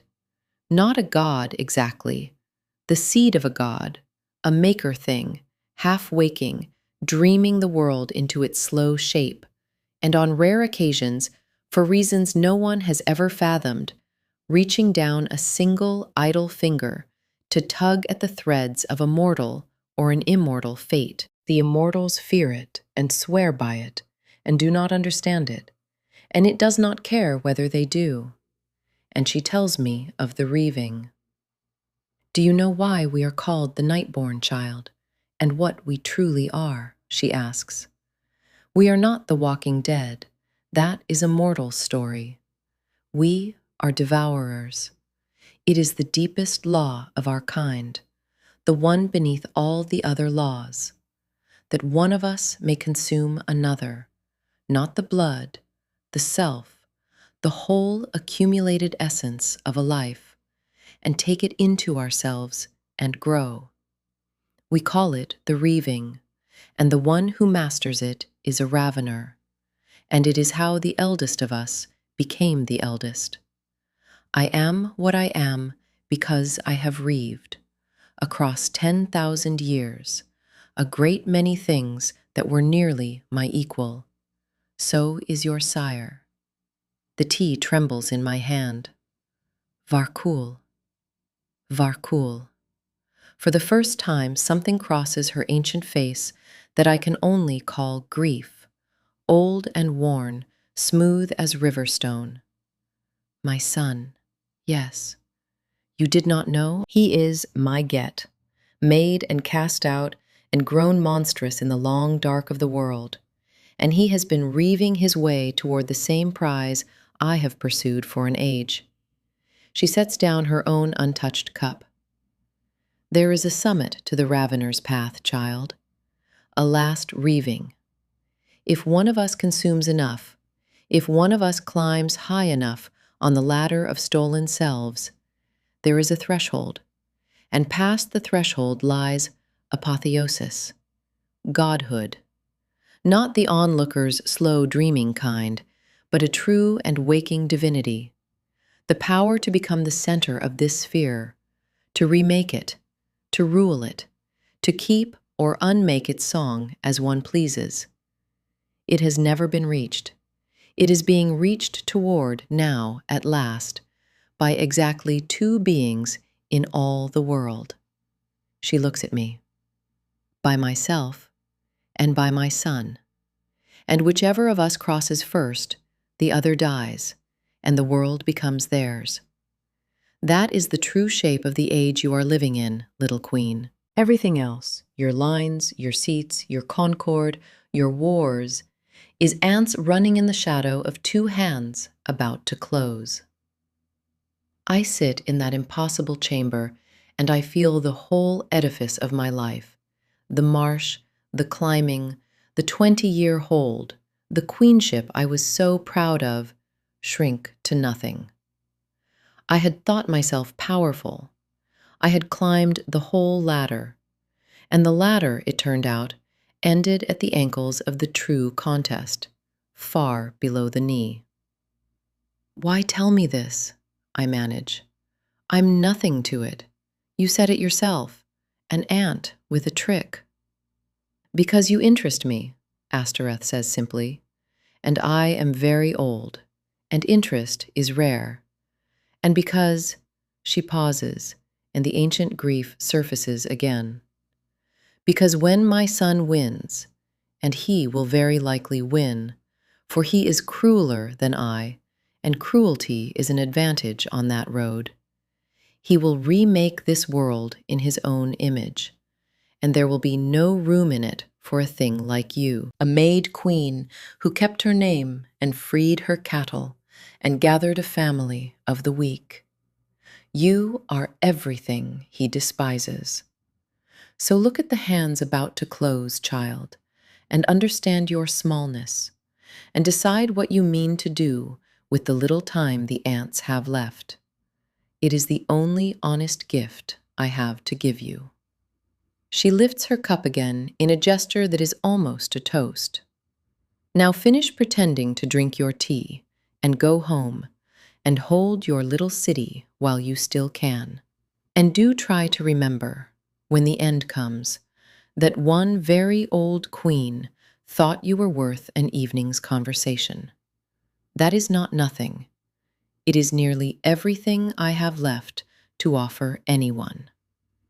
I leave Astoreth's sanctum at the roof of the world, and I carry down out of it a knowledge that changes the whole meaning of my death, that there is a war above all wars, a contest for godhood between my sire and his mother, and that whichever of them wins will remake or unmake everything I love, and that I am, by every measure that matters, far too weak to have any part in it at all.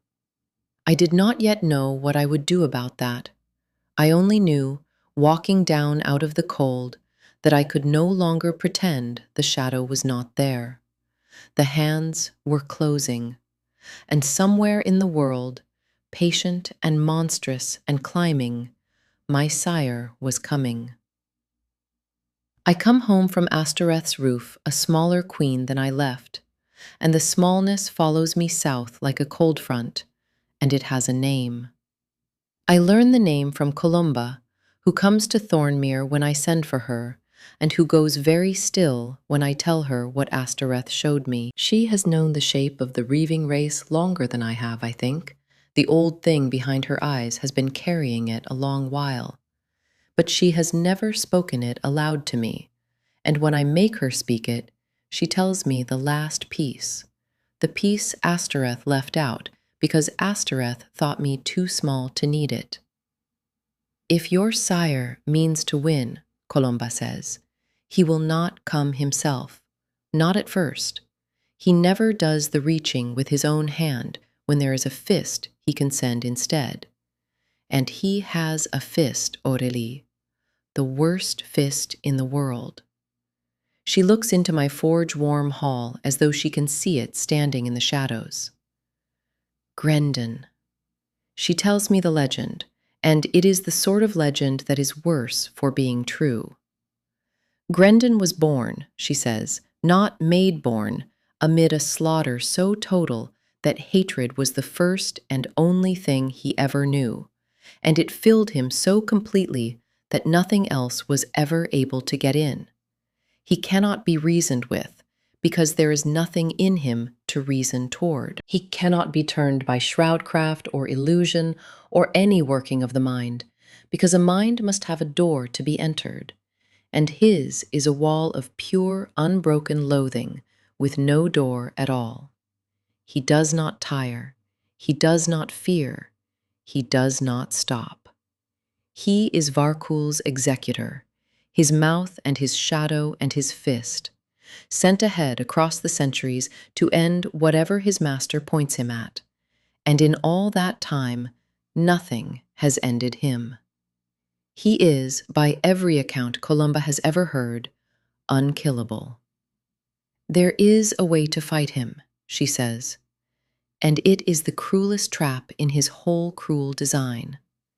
His heart is his one vulnerability, the seat of him, guarded and armored past any ordinary reach. He wants you to strike for it. He has made himself so that a foe with skill and courage will see the guarded heart and understand that it is the only target, and will spend everything to reach it. And that is precisely when he springs, whatever trick he is carrying. Because a foe committed to the heart is a foe who has stopped guarding their own life. Every warrior clever enough to find the weakness is exactly the warrior he is built to destroy. Her mouth is grim. I have heard he wears a thing, a paired armor, made with his master Drakescale twinned. I have never learned precisely what it does, only that everyone who thought they understood the trap died understanding it a moment too late. I sit with that a long time. I had spent 100 years believing that strength was the answer to everything, that if I only climbed high enough, held hard enough, no one could touch me. Astoreth had already broken that belief on the anvil of the reaving race. Grendon breaks whatever was left, because here's a thing I cannot outclimb, an obstacle that grows stronger the more skillfully it is opposed, that turns courage into a killing flaw, that has beaten every clever champion the world has ever thrown at it precisely because they were clever. No strength of mine will beat Grendon, no art, no blade. If he is ever pointed at me, and Varkle will point him at me eventually, then I will die the way all the clever ones died, reaching for the heart, a moment too late to guard my own. And in that understanding, sitting in my warm hall with the cold of the north still in me, I change. I had been, for 100 years, a queen of power, a thing that won by being stronger than what it faced. I stop being that in the space of an evening, and I become something else, something Columba's grim legend forces me into, an architect. If no single strength can beat what is coming, then I must stop thinking in single strengths. I must think in unity, in many hands moving as one, in tricks that turn an enemy's design against itself, in the coordination of the weak until the weak become, together, a thing no strength can stand against. I cannot outclimb Grendon or Varkul, but perhaps, I can outbuild them. I can make of the world's scattered small things a single blade, and point it where no one of them could ever reach alone. I can't beat him, I say to Columba, and she nods, because she has been waiting for me to say it. Not me, not any one of us. So it won't be one of us. It'll be all of us, together, arranged so precisely that his own cleverness becomes the door we walk through. I feel the shape of the next 100 years settle onto me like a mantle. I'm going to build something the world has never had to build before, Columba. An alliance of everything he despises. The freed, the weak, the mortal, the outcast, the whole despised lot of us, woven together tight enough to break a god. It'll take everything I have. It'll take longer than I can imagine. But it's the only road I can see that doesn't end with all of us reaching for the heart a moment too late. Columba looks at me for a long moment, the old thing behind her eyes very close to the surface, and something in her face that is pride and fear and grief all at once. Then build it, she says. But build it fast, sister, because the age is already changing. Can't you feel it? The mortals below are stirring. The old, slow world we've hidden in for 10,000 years is about to end. And when it ends, everything hidden comes out into the light, ready or not. She rises, and there is a weight of prophecy in her that I have never heard from her before. You'd best have your blade built before the light comes, because when it comes for everyone. She was right. She was always right, my sister. The age was already changing, and it changed faster and stranger than either of us could have dreamed. The world I had hidden in for 100 years ends not with a war, but with a sound, the hiss and clank of steam, the crack of rifled powder, the drone of engines climbing into a sky that had always belonged to birds and gods. I have lived through the whole turning of it, and I could fill a book with the wonder and the horror of watching a world change under my unaging eyes. But I will not, because it is not the story, and the story is bearing down. So let me pass across a century the way a shadow passes across a field. The mortals below us, whom the Nightborn had regarded for 10,000 years as cattle and courtiers and nothing more, invented their way out of our shadow. It began in my own lifetime, with candle and flintlock and sail, and it did not stop. Steam came, and then rifled cannon that could shatter what no sword could touch, and then the telegraph that let word cross the continent in an hour where once it crawled for a season, and then impossibly, gloriously airships, great-engined leviathans of canvas and iron that hung in the sky where only the onlooker had ever watched from. It was the Loomright Age, the mortals named it, after the great engines that wove their new world, and it terrified the eldest of my kind, because a mortal with a rifled cannon does not care how old you are, and a bombardment does not stop for your grand sigil, and the whole architecture of hidden immortal supremacy, which rested on our being simply stronger than the mortal world, began to crack from below. I did not fear it. I had already learned from Astoreth and from Grendon's legend that raw strength was not the deepest power in the world. So while the eldest hid deeper and clung harder to the old ways, I did the opposite. I opened my hand to the changing world, and I built.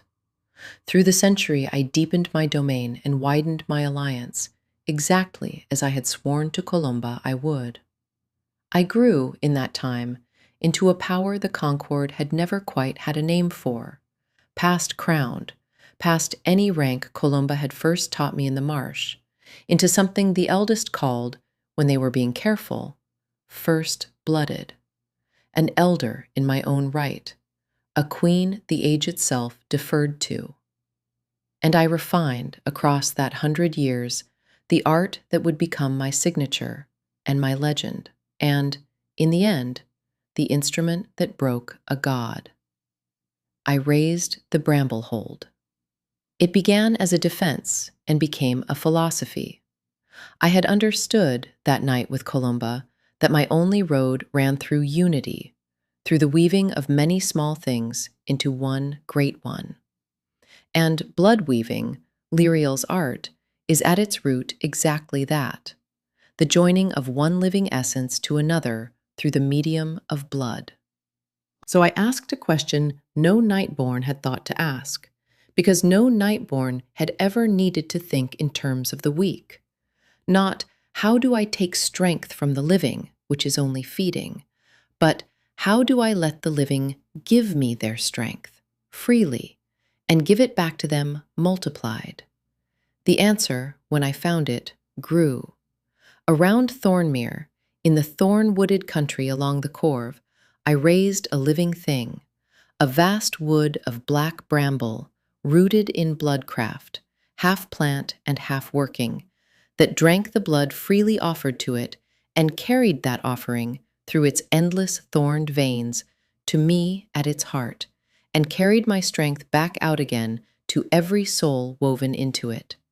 The Bramble Hold, my people named it, and me the Bramble Queen, and it was the deepest expression of everything I had become. Through it, a mortal in a distant town could offer me a cup of their own blood and lend me their strength across 100 miles. Through it, I could pour power back into my followers, empower a whole host at once, coordinate 10,000 hands as though they were my own 10 fingers. It was unity made into an organ of the body. It was the many made one. It was the exact thing Grendon's cleverness had no answer for, though I did not yet know I was building it against him, because Grendon is built to defeat the single clever champion, and I was building a weapon that had no single champion in it at all, only a multitude moving as one will. And it was in these years, as the Bramble Hold spread, and my strange, despised alliance widened, that I gained the last and greatest of my family, Vladar. Vladar came out of the cold north, out of the austere warrior fellowship the deep folk called the Iron Wake, an ancient elder immortal, one of the few of the eldest who had stayed sane, who had not let 10,000 years grind the person out of him and leave only appetite. He was grave and honorable and unbending, a stone of a being, and he had watched the world for an age with growing sorrow. And when he heard of a maid queen in the south who freed cattle and sheltered the despised, and was weaving the weak into a blade against the coming dark, he came to see whether the rumor was true. He stayed. He named me family, which, among the Ironwake, is the deepest word there is, deeper than blood, a thing given once in an age and never taken back. I have had many centuries, he told me, in his slow, grave way, standing at the edge of the bramble hold and watching its black veins pulse with freely given blood. And I had thought the world had shown me everything it had. And then I find a queen who has built a garden out of the one thing our kind has always only taken. He looked at me with his old, cold, kind eyes. You have made trust into a weapon, Aurelie of Thornmere. Our kind spent 10,000 years believing that could not be done. I would stand with you, whatever comes. You are family now. Among my people, that is not a thing said lightly, and it is not a thing unsaid. Whatever the end asks of me, it will ask of family. I did not understand then what the end would ask of him. I understand it now. Every night I understand it.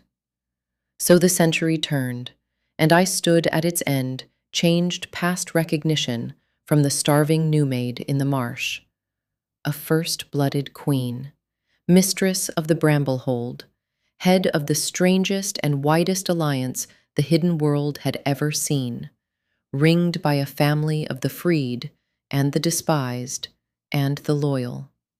Colomba, my sister, Vladar, my chosen elder, Lyriel, my prince of the errant, Fendril, my armorer, Corrival and Barrow and Wick, my mortal hearts, and a widening host of the small woven into my thorned wood. I had built the blade. I had made the weak into a single will. And the age I had been waiting for, the age of light Colomba had prophesied, arrived at last. And it arrived as she had promised, coming for everyone. Because the changing mortal world had not only invented rifles and airships, it had, in its restless, clever hunger, torn something open that should have stayed shut. The gray doors opened, and through them came the dead. They appear first as a wrongness, a gray seam in the air near a loomright mining works in the far interior, a tear no wider than a door, edged in a light that is the exact absence of color. Then it widens, and then the things come through. The mortals call them liches, for lack of a truer word, and the liches come out of a place my scholars name, once they understand it, the dead world, a sphere adjacent to ours, the way Lyriel's bright between is adjacent, but where the bright between is all excess of life and light, the dead world is its opposite, a place where life itself has run out, drained to nothing, so that everything in it exists in a permanent starvation, and comes into our green living world with only one purpose, to drink it. The liches of Ossuar are not mindless. They are ancient and organized, and led by cold intelligences in a decaying acropolis at the heart of their dead sphere. And they have been pressing at the walls of reality for an age, and the loomright mortals, digging and burning and tearing at the world with their new engines, have finally worn the wall thin enough to breach. The first incursion drains 3 towns before anyone understands what they are facing. The mortal armies, for all their rifled cannon, are not built for an enemy that feeds on life itself, that cannot be truly killed by anything that does not sever it from the animating hunger that drives it.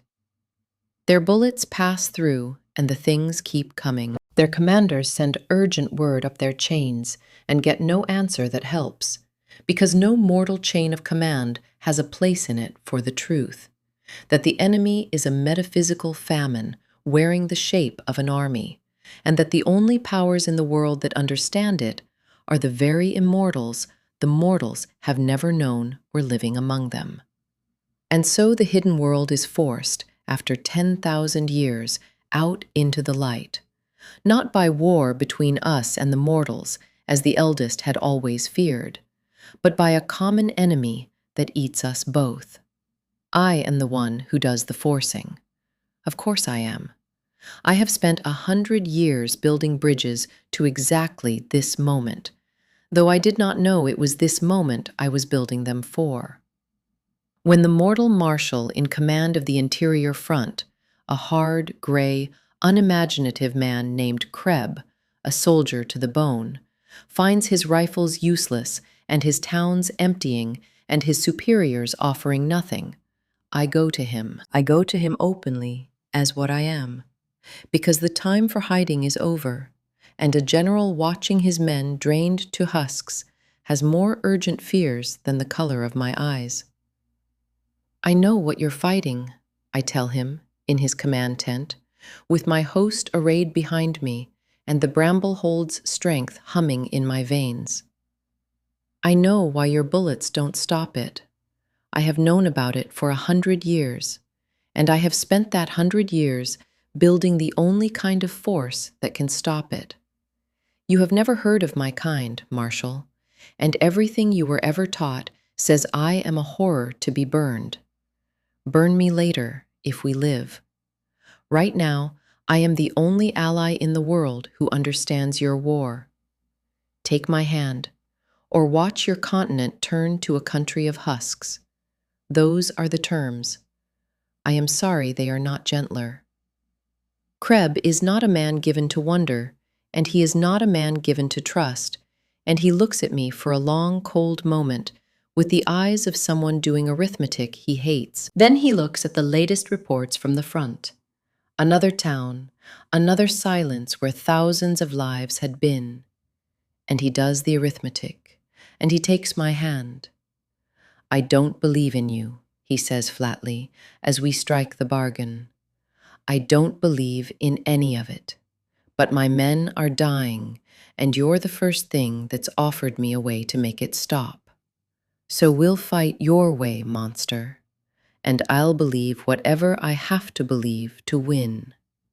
Just win.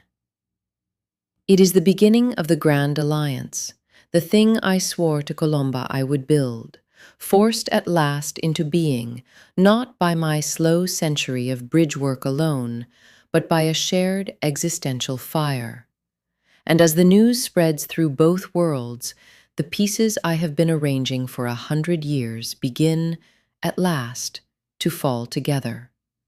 The Nightborn lines, terrified enough of the dead world to swallow their pride and stand with a made queen. The freed errant, Lyriel's people, whose reality-shaping arts are worth 1,000 cannon. The Delvenkin under the mountains, Fendrel's folk, whose engines and enchantments can arm a war. The Ironwake elders, Vladar's grave northern warriors, and the whole industrial might of the Loomright mortal states, rifles and airships and rifled artillery under Kreb and his fellow commanders. The despised and the mighty, the living and the dead but loyal, mortal and monster and exile, woven at last into one host against a common end. I stand at the center of it, the axis, the Bramble Queen through whom the many become one will, and for the first time since Astareth showed me my smallness at the roof of the world, I feel that I am no longer too small to matter. I have built the blade. Now the world has given me a reason to swing it. I did not know yet that the blade would be turned in my hand. I did not know that my sire had been watching all of it, had been waiting for exactly this, for the whole hidden world to gather itself into one place around one prize, and that when the Alliance marched at last on the grey doors, on Ossuar and the last city, it would be marching, all unknowing, straight into the trap he had been laying for 100 years. The Grand Coalition takes form in the war councils below the first grey door, and it is the most improbable gathering the world has ever held. Around a single great table, or its equivalent in each folk's custom, sit powers that have hated each other for 10,000 years. Nightborn crowned, who once sent assassins to one another's halls, now grimly allied. The freed errant, luminous and strange, whose presence alone makes the mortal officers cross themselves. Fendrel's Delvinkin engineers, with their crystal lenses and their crates of clever death.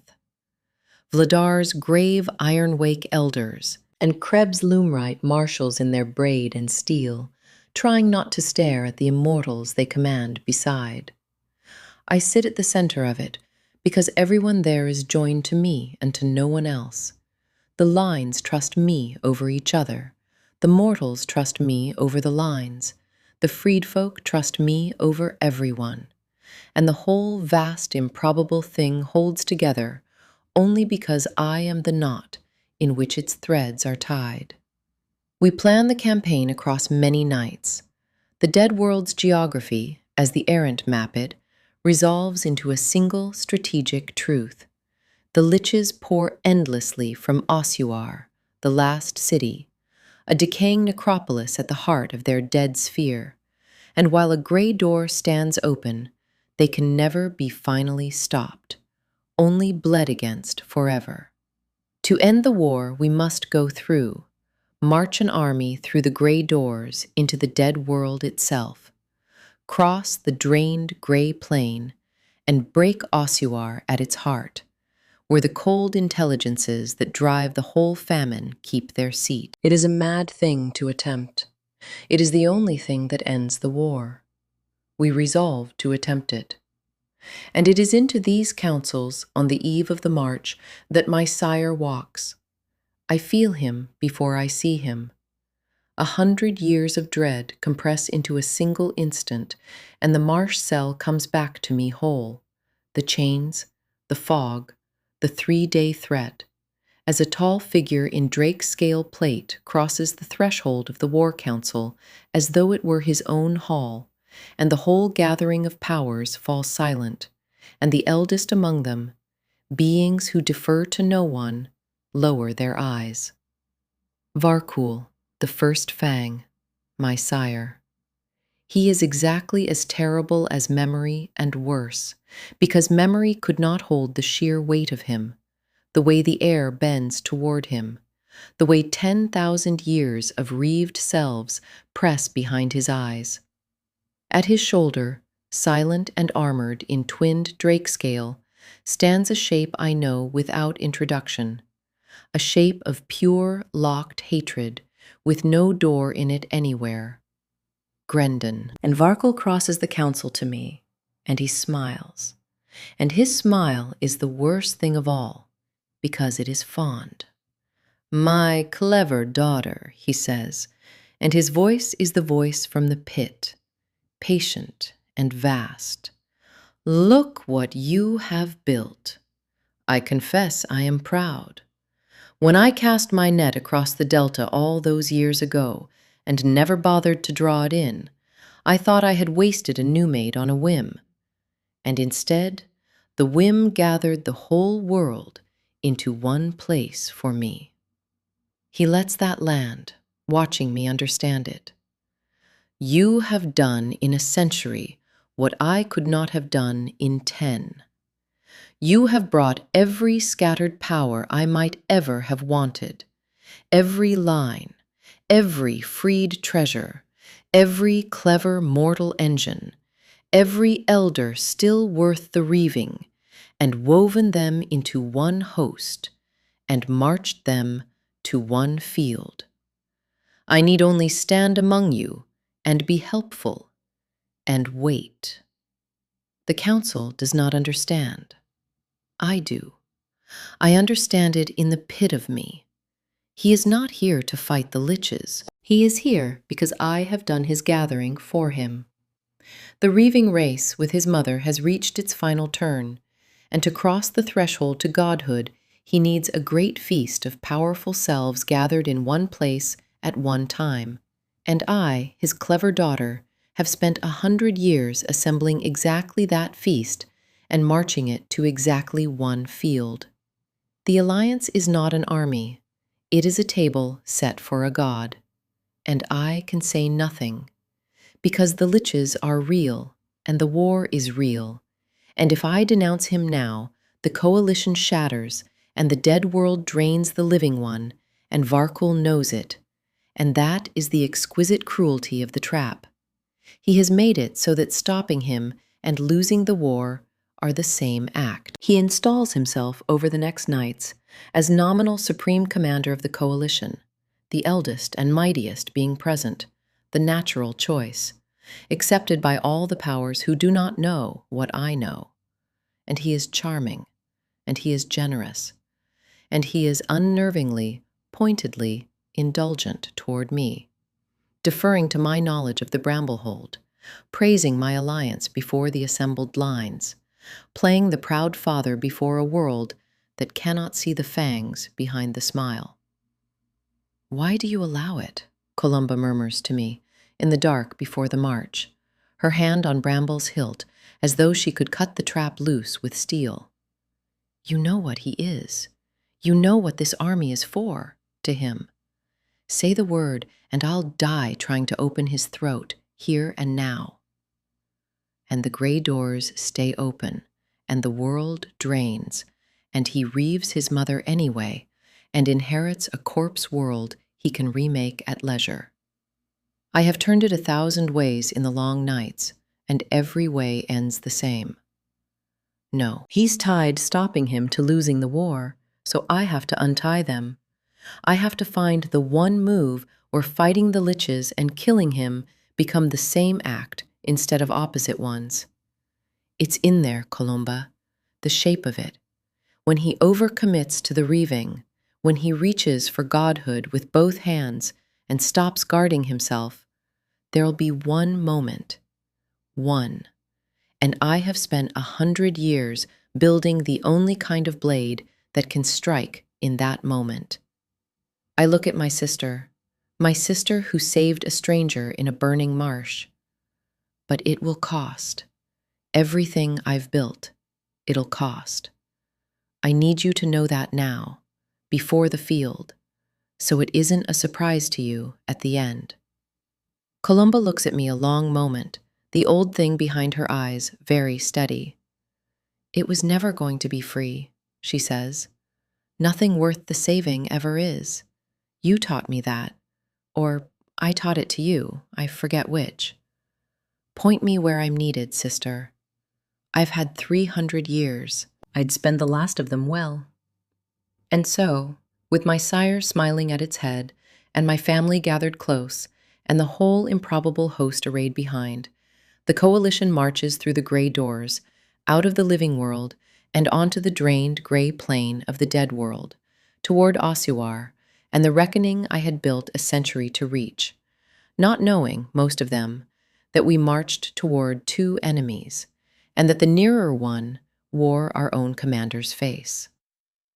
The dead world is a gray that has no bottom, and Osuar squats at the heart of it like a wound that has learned to hate, and the siege of the last city is the largest and most terrible thing I have ever been part of, and I will render it in one sweep, because that is how it lives in me.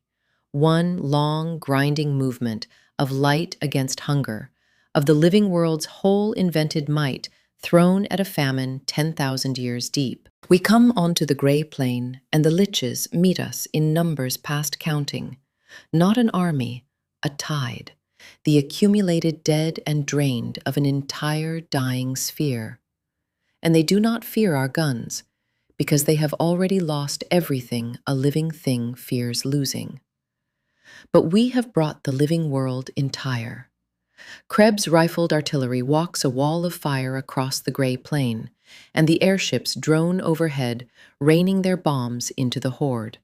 And the massed rifles of the Loomrite states pour a killing rain no swordage enemy ever faced. And where the mortal fire only slows the liches, the immortal powers finish them. The errant unmaking whole ranks with a word, the Ironwake elders wading in like moving fortresses, the Nightborn lines striking with a speed the eye cannot hold. And I am the axis of all of it. Through the bramble-hold, which I have extended even here, across the threshold, its black-thorned veins reaching through the gray doors onto the gray plain, the freely offered blood of 100,000 distant followers flows into me, and my strength flows back out into the host, so that a mortal rifleman fires with an immortal steadiness, and an exhausted errant finds a second working in an empty vein, all of us woven into one will, one blade, striking as a single vast organism against the tide. This is what I built. This is the answer to Grendon's riddle, though he does not yet know it. Not one clever champion to be trapped, but a multitude that cannot be trapped, because it has no single point to spring the trap upon. The liches have their own champions, cold, towering intelligences, lich lords who shield whole sections of the horde behind workings of pure negation, who must be broken before the coalition can advance. It is here that Tatterkin proves his worth, a low-born trickster of my own strange kin, a ragged, clever thing who slips through the lich's negation the way a rat slips through a wall. And together, he and I strike at the shield generators at the heart of the enemy's defense, unmaking them one by one, so the coalition's fire can pour through the gaps. And it is here that Vladar becomes a legend even among the eldest, when a full assault of lich champions breaks upon our left and threatens to roll up the whole line. The grave Ironwake elder stands alone in the breach, family to the last, and turns them, and the tide that would have swallowed us breaks upon him like the sea upon a stone. Night and day and night again, we grind forward across the gray plain, the bramble-hold pulsing, the artillery walking its wall of fire, the immortal powers spending themselves against the endless dead, and at a cost I feel in every thread of my woven host, we break into the heart of Ossuar, into the decaying necropolis where the cold intelligences keep their seat, and the path to ending the war lies open before us at last. And that is the moment my sire has been waiting for. That is the moment the true trap springs. Because in the chaos of the breaking city, while every eye is on the liches and the victory that seems at last in reach, Varkul makes his move, not against the enemy, but toward the prize he came for. He goes for his mother. Astareth had come to the war. I had not asked her to. One does not ask the elder queen for anything. But she had come drawn, I think, by the same knowledge I carried, that the final turn of the reaving race would be run on this field, that where a feast of powers gathered, her son would come to feed. She had walked the gray plain like a walking mountain, and the liches had died in their thousands merely from her nearness, and I had felt, having her on the field, that perhaps the terrible arithmetic might yet come out in our favor. I feel her die. I feel it through the bramble-hold, which by now is threaded so deep into the field that I feel everything that happens on it. I feel a sudden absence where a mountain had been, a hole torn in the world's fabric, and I know, before any messenger could reach me, before I round the shattered corner of the necropolis and see it with my own eyes. I see it in a single frozen instant, and I will set it down as I saw it, because it is the crisis of everything, the nadir toward which my whole long death was bending. Varkal has cornered his mother in the ruined heart of Osuar, and he has done the unthinkable, the thing that has never been done in all the history of the world. He has reaved the first crown.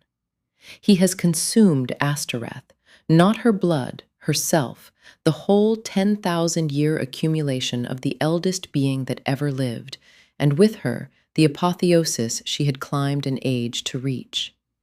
He stands over the place where she was, with his head thrown back and his arms open, and light is pouring out of him, out of his eyes and his mouth and the seams of his drake-scale plate, a light that is not the onlooker's slow, dreaming light, but something new and waking and wrong, the light of a thing crossing the threshold, of an immortal becoming a god. And all around me, on the broken field, the coalition is dying. Because Varkal, in the moment of his ascension, has stopped pretending to be our commander, and the trap I always knew was coming closes at last. His will lashes out across the whole field, and the alliance I spent a century weaving begins to come apart. Lines turning, workings failing, the great improbable host that held together only because it was knotted around me, suddenly finding a god in its midst who wants it dead. Allies fall around me faster than I can count. The victory that was in reach a heartbeat ago becomes a rout, and at the center of it, my sire rises, brighter and vaster with every instant, reaving the death and the terror around him to fuel his climb, drawing strength from every self he has ever consumed, and every one he is consuming now. An ascending god, and the world his to remake the moment the ascension completes.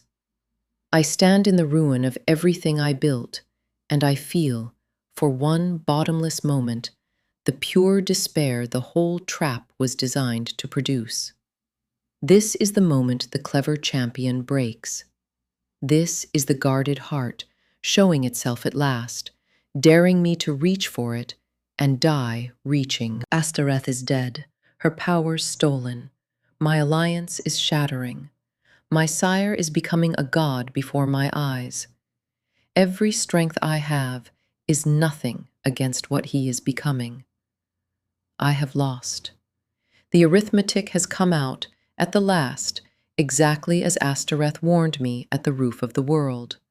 The hands have closed, and it is his hand, and there is no room in the world he will make for a thing like me.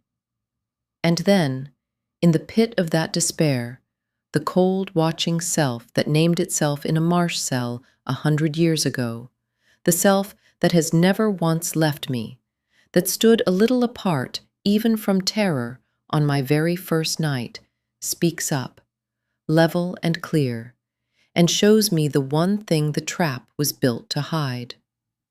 He is overcommitted. Ashtoreth's own words come back to me.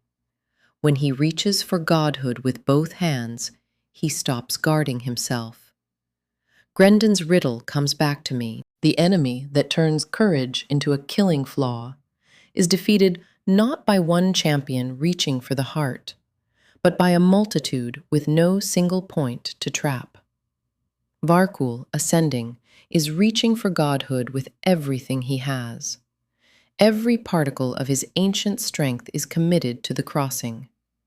He is more powerful in this instant than anything the world has ever held, and more exposed, because a being pouring all of itself into one act has nothing left over to guard the self it is pouring out.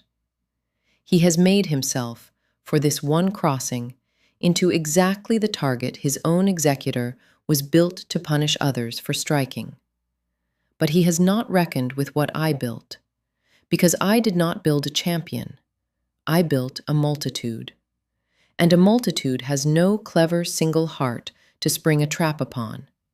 It has 10,000 hands and one will, and a queen at its center who can spend all of it, at once, in the single moment of his exposure.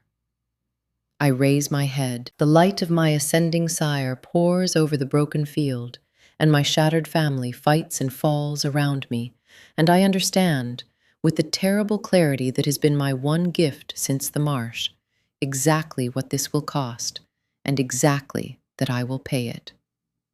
To me, I say, and I say it not with my voice, but through the bramble hold, through every thorned vein, to every soul still woven into me across two worlds. To me, all of you, one blade, one will. It ends now, and it ends together, and it will cost us everything. And I am so sorry, and I love you, and come. And the last stand begins. Deep beneath the broken necropolis, in the undercroft where Ossuar's cold intelligences had kept the engine of their whole endless famine, a young man is walking toward the light. Wick has never been a warrior. He knows this about himself with the plain clarity of a man who has never once mistaken himself for more than he is. He is a servant. He guards a door. He was a broken thing in an alley in the rain, until a queen stopped for no reason he ever understood, and everything he has had since has been hers. And he told her once, long ago, that when the time came, she would only have to ask. She has asked. Through the thorned veins that thread even down here into the dark, her will has reached him, and her sorrow, and her love, and the single thing she needs of him, and Wick, who has carried it toward this moment for 100 years without quite letting himself know that was what he carried, feels only a great and settling peace. On his back is a device Fendril built and swore could be built only once, the Sunfire engine. A single, irreproducible artifact of the deep folk's most terrible art, an alchemical sun caught in a cask of drake scale and silver, made to hold for one heartbeat the killing light of a noon that never touches the deep places of the world, and then to release it, all at once, into the dark. It is the one weapon in either world that an ascending god, pouring all his strength into his crossing, might not have the guarding strength to turn. Varkel's workings can stop a blade, a bullet, an army. Fendrel built the Sunfire engine so that it does not strike at once. It falls and waits and blooms after a delayed and inescapable dawn, and by the time it blooms, the will that might have stopped it is committed elsewhere, to godhood, and cannot be called back. Wick carries it down toward the ascending light, and Grendon is waiting for him. The Unrelenting stands between the young servant and the heart of the ascension, twinned drake scale dull in the wrong light, and he is exactly what the legend promised. A wall of locked hatred with no door in it, immune to every working of the mind, tireless, fearless, unkillable. He does not speak. There is nothing in him to speak with. He simply moves to end the small, mortal thing that has come into the dark, the way he has ended every clever champion the world ever sent. And Wickhoo is not clever, who is not a champion, who is only a servant keeping a promise, does not try to fight him. He runs past. That is the thing Grendon is not built for. Grendon is built to punish the foe who commits to reaching his guarded heart, to turn courage and skill into a killing flaw. But Wick is not reaching for Grendon's heart. Wick does not care about Grendon at all. Wick is only a man carrying a cask to a place, and he runs, and Grendon's terrible design finds no purchase on a foe who wants nothing the trap is built to exploit.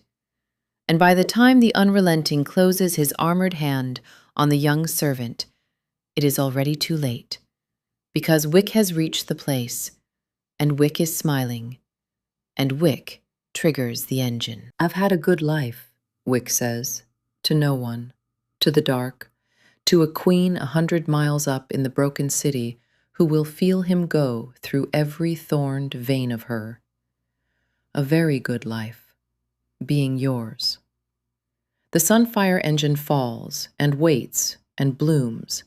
The undercroft becomes, for one heartbeat, a noon that has never touched this world, a killing dawn, silver white and total, in the deep place where the ascending god had thought himself untouchable. Grendon the unrelenting, who could not be reasoned with or turned or wearied or slain, is simply unmade. 10,000 years of hatred undone in a light that does not care how deep it runs. And the ascending Varkul above, pouring every particle of his strength into his crossing to godhood, with nothing left over to guard the flesh he is pouring out, of the ascending Varkul is caught in the bloom, and for the first time in the history of the world, the first fang is wounded. I feel it happen. I feel Wick die, a small warm light going out at the bottom of the world, keeping his promise to the last. And in the same instant, I feel my sire's ascension fracture, feel the godlight stutter, feel the invulnerable thing become, for the first time, a thing that can be reached. Grief and hope tear through me at once, so mixed I cannot separate them, and I do not try. There is no time. The door has cracked. It will not stay cracked long. Now, I say, through the thorns, to my broken and blazing family. Now, while he bleeds, now. Above, in the ruined heart of Asuar, Columba has seen the same fracture, and she does not hesitate, because she has been waiting 300 years for a thing worth spending herself on, and she found it in a burning marsh 100 years ago, and she has never once looked back. She goes for the killing blow. She is crowned and old and terrible, and in the moment of Varkul's wounding, she is the fastest thing on the field. She crosses the broken ground to the fractured god with a squad of the bravest at her back, and she drives for his heart with 3 centuries of grief and love and cold, perfect skill behind the stroke. And for one soaring instant, it seems that it will land, that the wounded god will fall to my sister's blade, that the whole terrible arithmetic will come out in the light. But Varkul, even wounded, even fracturing, has one trick left, and it is the cruelest in his whole cruel design. And I understand it only as it happens, the thing Columba warned me of and could never fully learn, the paired drake scale, the twinned plate. He and Grendon wore the 2 halves of a single working, made together in the deep antiquity of the world, armor that can, on command, exchange the places of its 2 wearers. It was made for exactly this, for the moment when a champion, clever enough to find the god's heart, commits everything to reaching it. Grendon is gone, unmade in the sunfire, but the working does not need Grendon alive.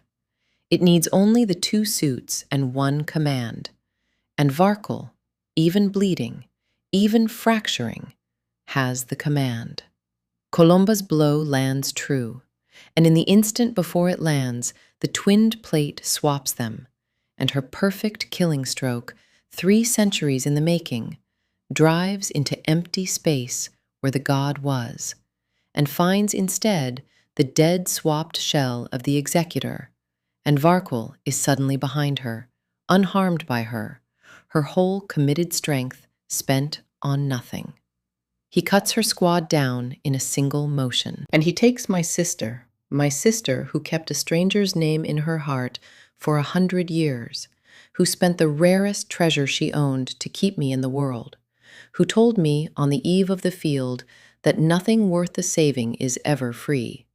He takes Columba, and he ends her, and I feel her go out through every thorn in the world. I have known many griefs in my long death. That one is the floor of them. That one is the stone the others rest on. For a moment, one moment, the trap has done its final work. My sister is dead. My most devoted servant is dead. My alliance is shattered. And Varkul, though wounded, though fractured, is still standing, still ascending, the crossing to godhood merely slowed and not stopped, and the whole cost of the last stand seems to have bought only a wounded god who will finish his crossing and remake the world over all our graves. That is what the trap is for. That is the moment it is built to produce. The moment the survivor, having spent everything, looks at a still-standing enemy and breaks. I do not break. I hold my sister's death in the front of my mind, where the shroud can never reach it, exactly as I have held every true thing since the marsh. And I do not look away from it, and I do not let it stop me, because Colomba herself taught me that the whole point of keeping yourself is that you carry the grief and keep moving, that you feel the whole of it with your eyes open and use it. Her death is not the end of the plan. Her death and Wick's have done exactly what 100 years of building meant them to do. They have wounded the god, fractured the invulnerable, cracked the guarded heart, and now the rest of the blade, the part that has no single point to trap, comes down. Everything, I say, through the bramble-hold, to every soul in 2 worlds still woven into me. Give me everything, now, all at once, for her, for him, for all of us, now. And the multitude answers. Across 2 worlds, 100,000 hands open their veins at once. This is the thing my sire never understood, because it is a thing his whole ancient existence was built to be blind to. Varkul draws his strength from what he has slain, from the dead selves he has reaved across 10,000 years, from the terror and death he harvests on a battlefield, a power that grows by taking and can only ever take. It is why he needed a feast of gathered powers. It is why he came to my war. He is a mouth, the largest mouth in the world, and a mouth can only consume. But I built the opposite. Through the bramble-hold, I draw my strength from the living, from what is freely given, from the offered blood of every soul I ever sheltered, freed, defended, or made family. And in the moment of his fracturing, at my call, they give. Not slain offering. Mortals in Thornmere and 100 distant towns, opening their veins to the thorned wood in the dark. The freed errant, Lyriel's people, pouring their reality-shaping essence up the thorned veins. The Delvin kin under the mountains, the iron wake of the north, the surviving Nightborn of my strange, wide alliance. Corriveau steady at my side, with his own arm bared. Every soul I ever wove into the multitude, giving me, all at once, freely, the whole of what they are. The bramble-hold blooms, and I become, for one impossible span, the vessel of 100,000 freely given lives. Not a god who took a crown by consuming his mother, but a queen wearing, for a moment, the offered strength of everyone who ever chose to stand with her. It is the exact inverse of my sire's whole road. It is the answer to Grendon's riddle written in blood across 2 worlds. Not one champion to be trapped, but a multitude made one, striking through a queen who is only the point where all their wills converge. I turn that gathered strength on my sire, and I provoke him, because there is one last flaw in Varkul, and it is the deepest, and it is the one thing his 10,000 years of taking have made certain of. His pride. A being who has consumed everything he ever wanted cannot conceive that a made queen, a whim he cast across a delta and forgot, could truly threaten him. And so when I stand against him blazing with the offered light of 100,000 lives, and I name him what he is, a coward who ate his own mother, a mouth that mistook a table set for it as a victory, a thing too small in its vastness to understand that it has already lost. He does exactly what pride does. He stops climbing to godhood long enough to turn and destroy the insolent thing that dared to name him.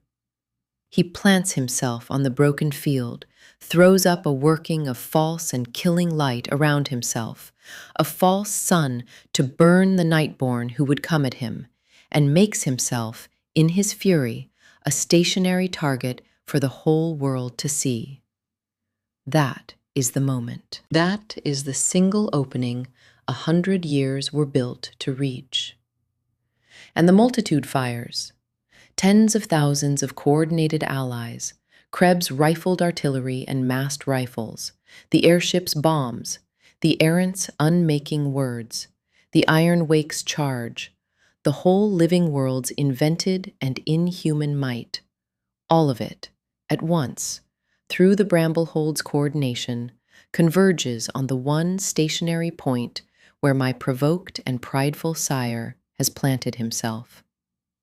His false sun burns the Nightborn who close, yes, but the false sun cannot burn a rifled shell, or a mortal soldier, or a bomb from an airship, and it cannot turn aside 10,000 strokes arriving in a single second with no single champion behind them to trap.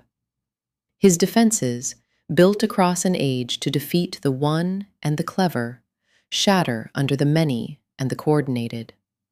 The invulnerable first fang is battered, broken, stripped of the guarding strength his crossing had already half spent, fatally exposed at last. And the sun-proof stroke, the one that finally breaks him open, is landed by a mortal.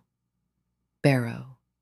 Dear, booming, senseless Barrow, who took one look at a chained prisoner 100 years ago and never weighed the politics of it, who is now gray and old for a mortal, and no wiser and no less good Barrow, who is merely and only human, whom Varkul's false sun cannot touch because there is nothing undead in him for it to burn, walks through the killing light that stops every Nightborn in the world, walks through it grinning that senseless, brave grin, the bone-hilted drake-tooth blade in his mortal hands, and drives it into the exposed and fractured god, where no immortal could reach through the false dawn. Anselm Barrow, he says as he strikes, booming it out across the broken field, the way he boomed it at me 100 years ago in a cold camp. Hunter of the unnatural, scourge of the wicked, at your service, madam. And he laughs, and he strikes true, and the false sun that could stop a god cannot stop a good man who is nothing but a man. Varkul screams. It is the first sound of fear I have ever heard from him. The drake-tooth blade, driven by the one hand his whole design could not account for, breaks the last of his invulnerability, and the first fang, ancient and vast and half a god, is at last a thing that can be reached, and reached through, and ended. But not by any of them, not by the multitude, not by the artillery, not even by Barrow. The last act is mine, because it must be mine, because there is only one way to truly end a ravener, and that is to reave him in turn, to consume the stolen apotheosis before it can complete, to take the crown out of his fracturing hands and into my own. And to do that, I have to reach him. And between me and my fractured sire, even now, even broken, stands the last barrier of his ruined strength, and I cannot cross it alone. Vladar crosses it for me. The grave Iron Wake elder steps out of the smoke at my side, and he is carrying the twinned plate. He took it from the field, from the swapped dead shell where Grendon's half had fallen, from the wreck of the working that killed my sister. He has understood, in his slow, deep way, exactly what it is and exactly what it can do. And he has understood, before I have let myself understand it, exactly what it will cost. I named you family, Vladar says. His old, cold, kind eyes hold mine, and there is no fear in them, only the settled peace of a being who has had 10,000 years and has decided at last what the last of them are for. Among my people, that is not a thing said lightly, and it is not a thing unsaid. You told me once, on the eve of this field, that the end would ask everything of you, and that it would ask it of family too. Here is the asking, daughter of Thornmere. Let me answer it. I understand then. The twinned plate exchanges the places of its two wearers on command. Varkul used it to send Colomba's killing stroke into empty air, and it can be used again, once more, the other way. If Vladar dons the twin of my sire's armor and places himself where my fangs would fall, and speaks the command in the instant I strike, the plate will swap them, will pull the fatally weakened Varkul into Vladar's place, into the reach of my reeve, and send Vladar into the place where my fangs were meant to close on a god. No, I say, but I say it already knowing there is no other way, already knowing that the whole 100 years bent toward exactly this, that every strength I built ends here, at a sacrifice I cannot make for myself. Yes, Vladar says gently, it is a good death, Aurelie, the best I could have asked for, to spend the last of a long life so that the one who made trust into a weapon can finish what she began. My people will sing of it, and they will sing of you. He fastens the twinned plate and takes his place before the broken god and smiles at me the way family smiles. Strike true, daughter, and do not grieve me long. I have had enough years for 100 lives. Give them their queen. I strike. I cross the last broken ground blazing with the offered light of 100,000 lives, past the false sun, past the ruined defenses, and I drive for the place where Vladar stands before the fractured first fang. And in the instant my fangs close, Vladar speaks the command of the twinned plate, and the working answers, and the two of them exchange. Vladar is gone, swapped into the god's place, taking into himself whatever last ruined stroke Varkul had left, giving his life freely, the way everything given to me across 100 years was given freely. And my sire is here, pulled into Vladar's place, into the reach of my mouth, fatally weakened, stripped of every guard, the stolen apotheosis of his mother still incomplete inside him and glowing through the seams of his fracturing self delivered, at last, by the sacrifice of family, to his clever daughter's fangs. I reeve him.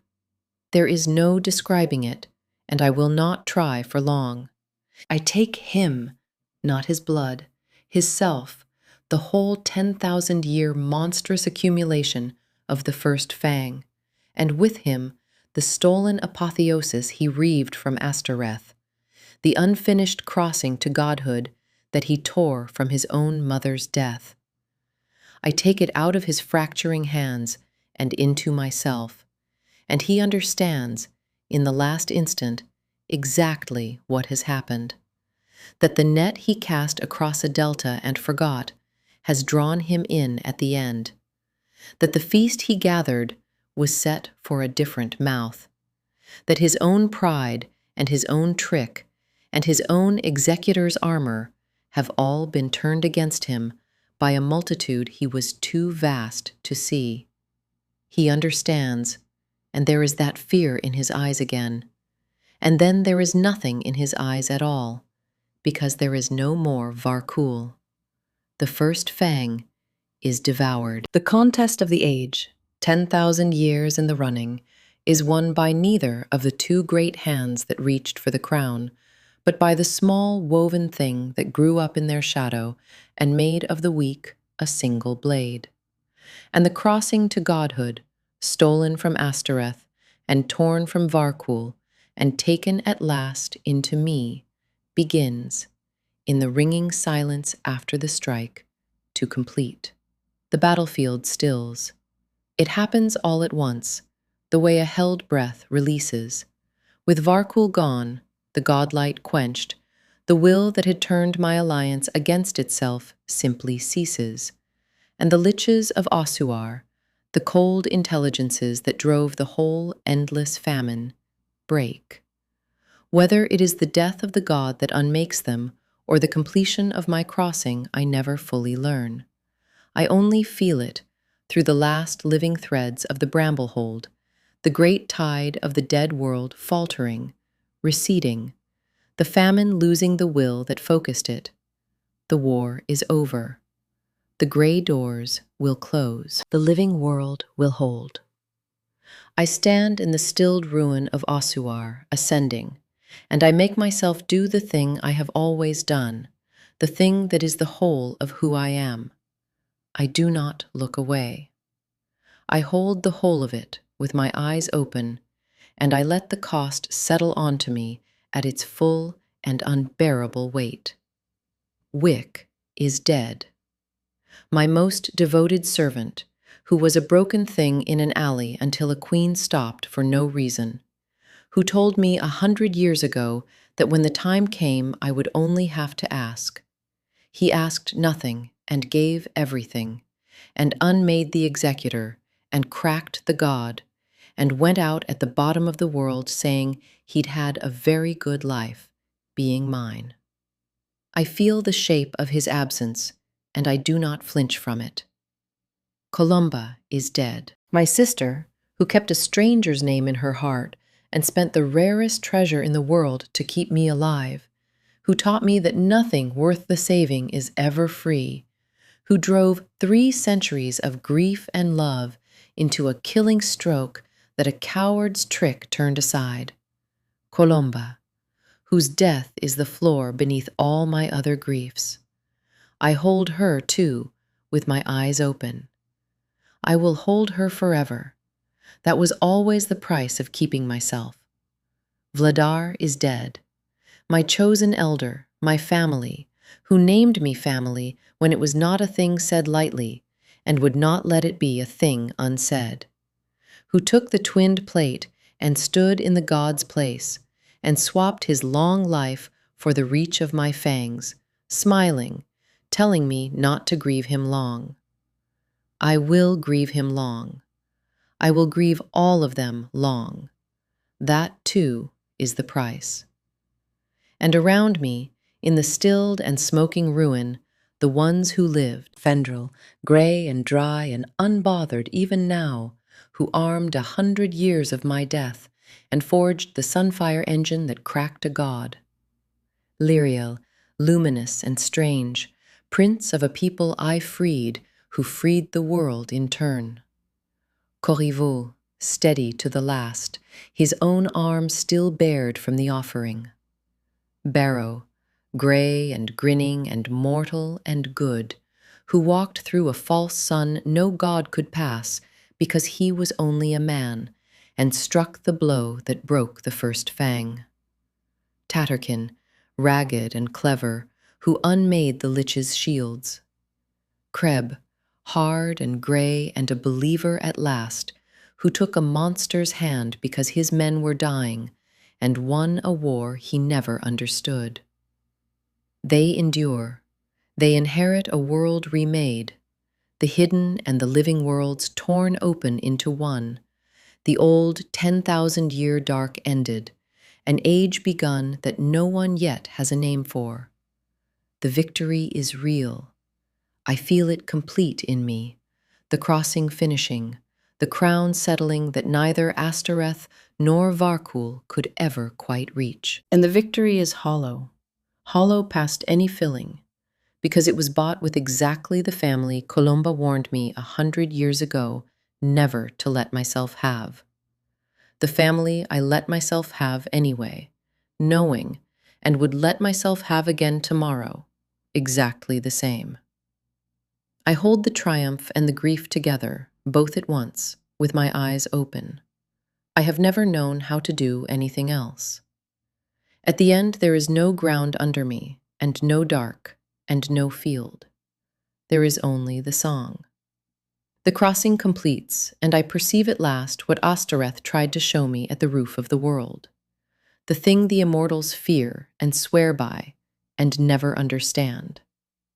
The weave, the song of the world, of this whole sphere, its every life and death and river and stone, a single thread in a music vaster than mind, and beyond it, faint and cold and beautiful, the other spheres, the far distant music of worlds I will never touch. And over all of it, the half-lidded immensity of the onlooker, watching, dreaming, its idle finger stilled now that the contest of the age is run. I understand, perceiving it, what apotheosis truly is. It is not power, though it is power. It is not rule, though I could rule. It is to become the center of this sphere's song, to be the thread through which all the other threads are tuned, the point where the world's music converges, the keeper of whether it plays on or falls silent. Astereth reached for it across 10,000 years. Varkul killed his own mother to steal it, and it has come, at the last, to a maid queen who kept her own name in a marsh cell, and made of the weak a single blade, who never wanted godhood at all, only to keep herself, and to be worth the saving, and to keep the ones she loved alive. I could not keep them alive. That is the last and truest grief, and I hold it, with my eyes open, at the very threshold of divinity. But I can keep the song. I claim this sphere, not to remake it in my image, as Varkul would have, not to rule it from a cold high throne, but to be its center and keep its music alive, to be the thread through which the world stays tuned. I challenged the two great hands that reached for the crown, the mouth and the matriarch, the sire and his mother, I, the small woven thing that grew up in their shadow. And I have won, and the world is mine to keep singing. I am Aurelie, I say, into the song, the way I said it in the dark 100 years ago, chained and shrouded, and refusing to be unmade. I am my own. I kept it. Through all of it, through every night and every grief and every offered life, I kept the one thing that was truly mine. And I carried the whole of myself to the end, with my eyes open.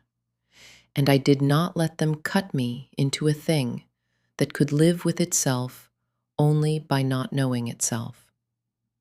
I will mourn my lost, Wick and Colomba and Vladar, and all the bright things that went into the dark so that the song could play on. I will mourn them, later, for as long as a god can mourn, which is longer than any grief was ever meant to last. But not yet, not in this first ringing instant of the world made new. For now the song plays on, and the survivors inherit a world torn open into light, and a grieving queen sits at the center of the weave, keeping its music alive. The frightened girl from the White House, the mouth in the marsh, the queen of thorns, become at the last a god who chose her own self, and held it, and paid for the holding with everything she loved. It is done.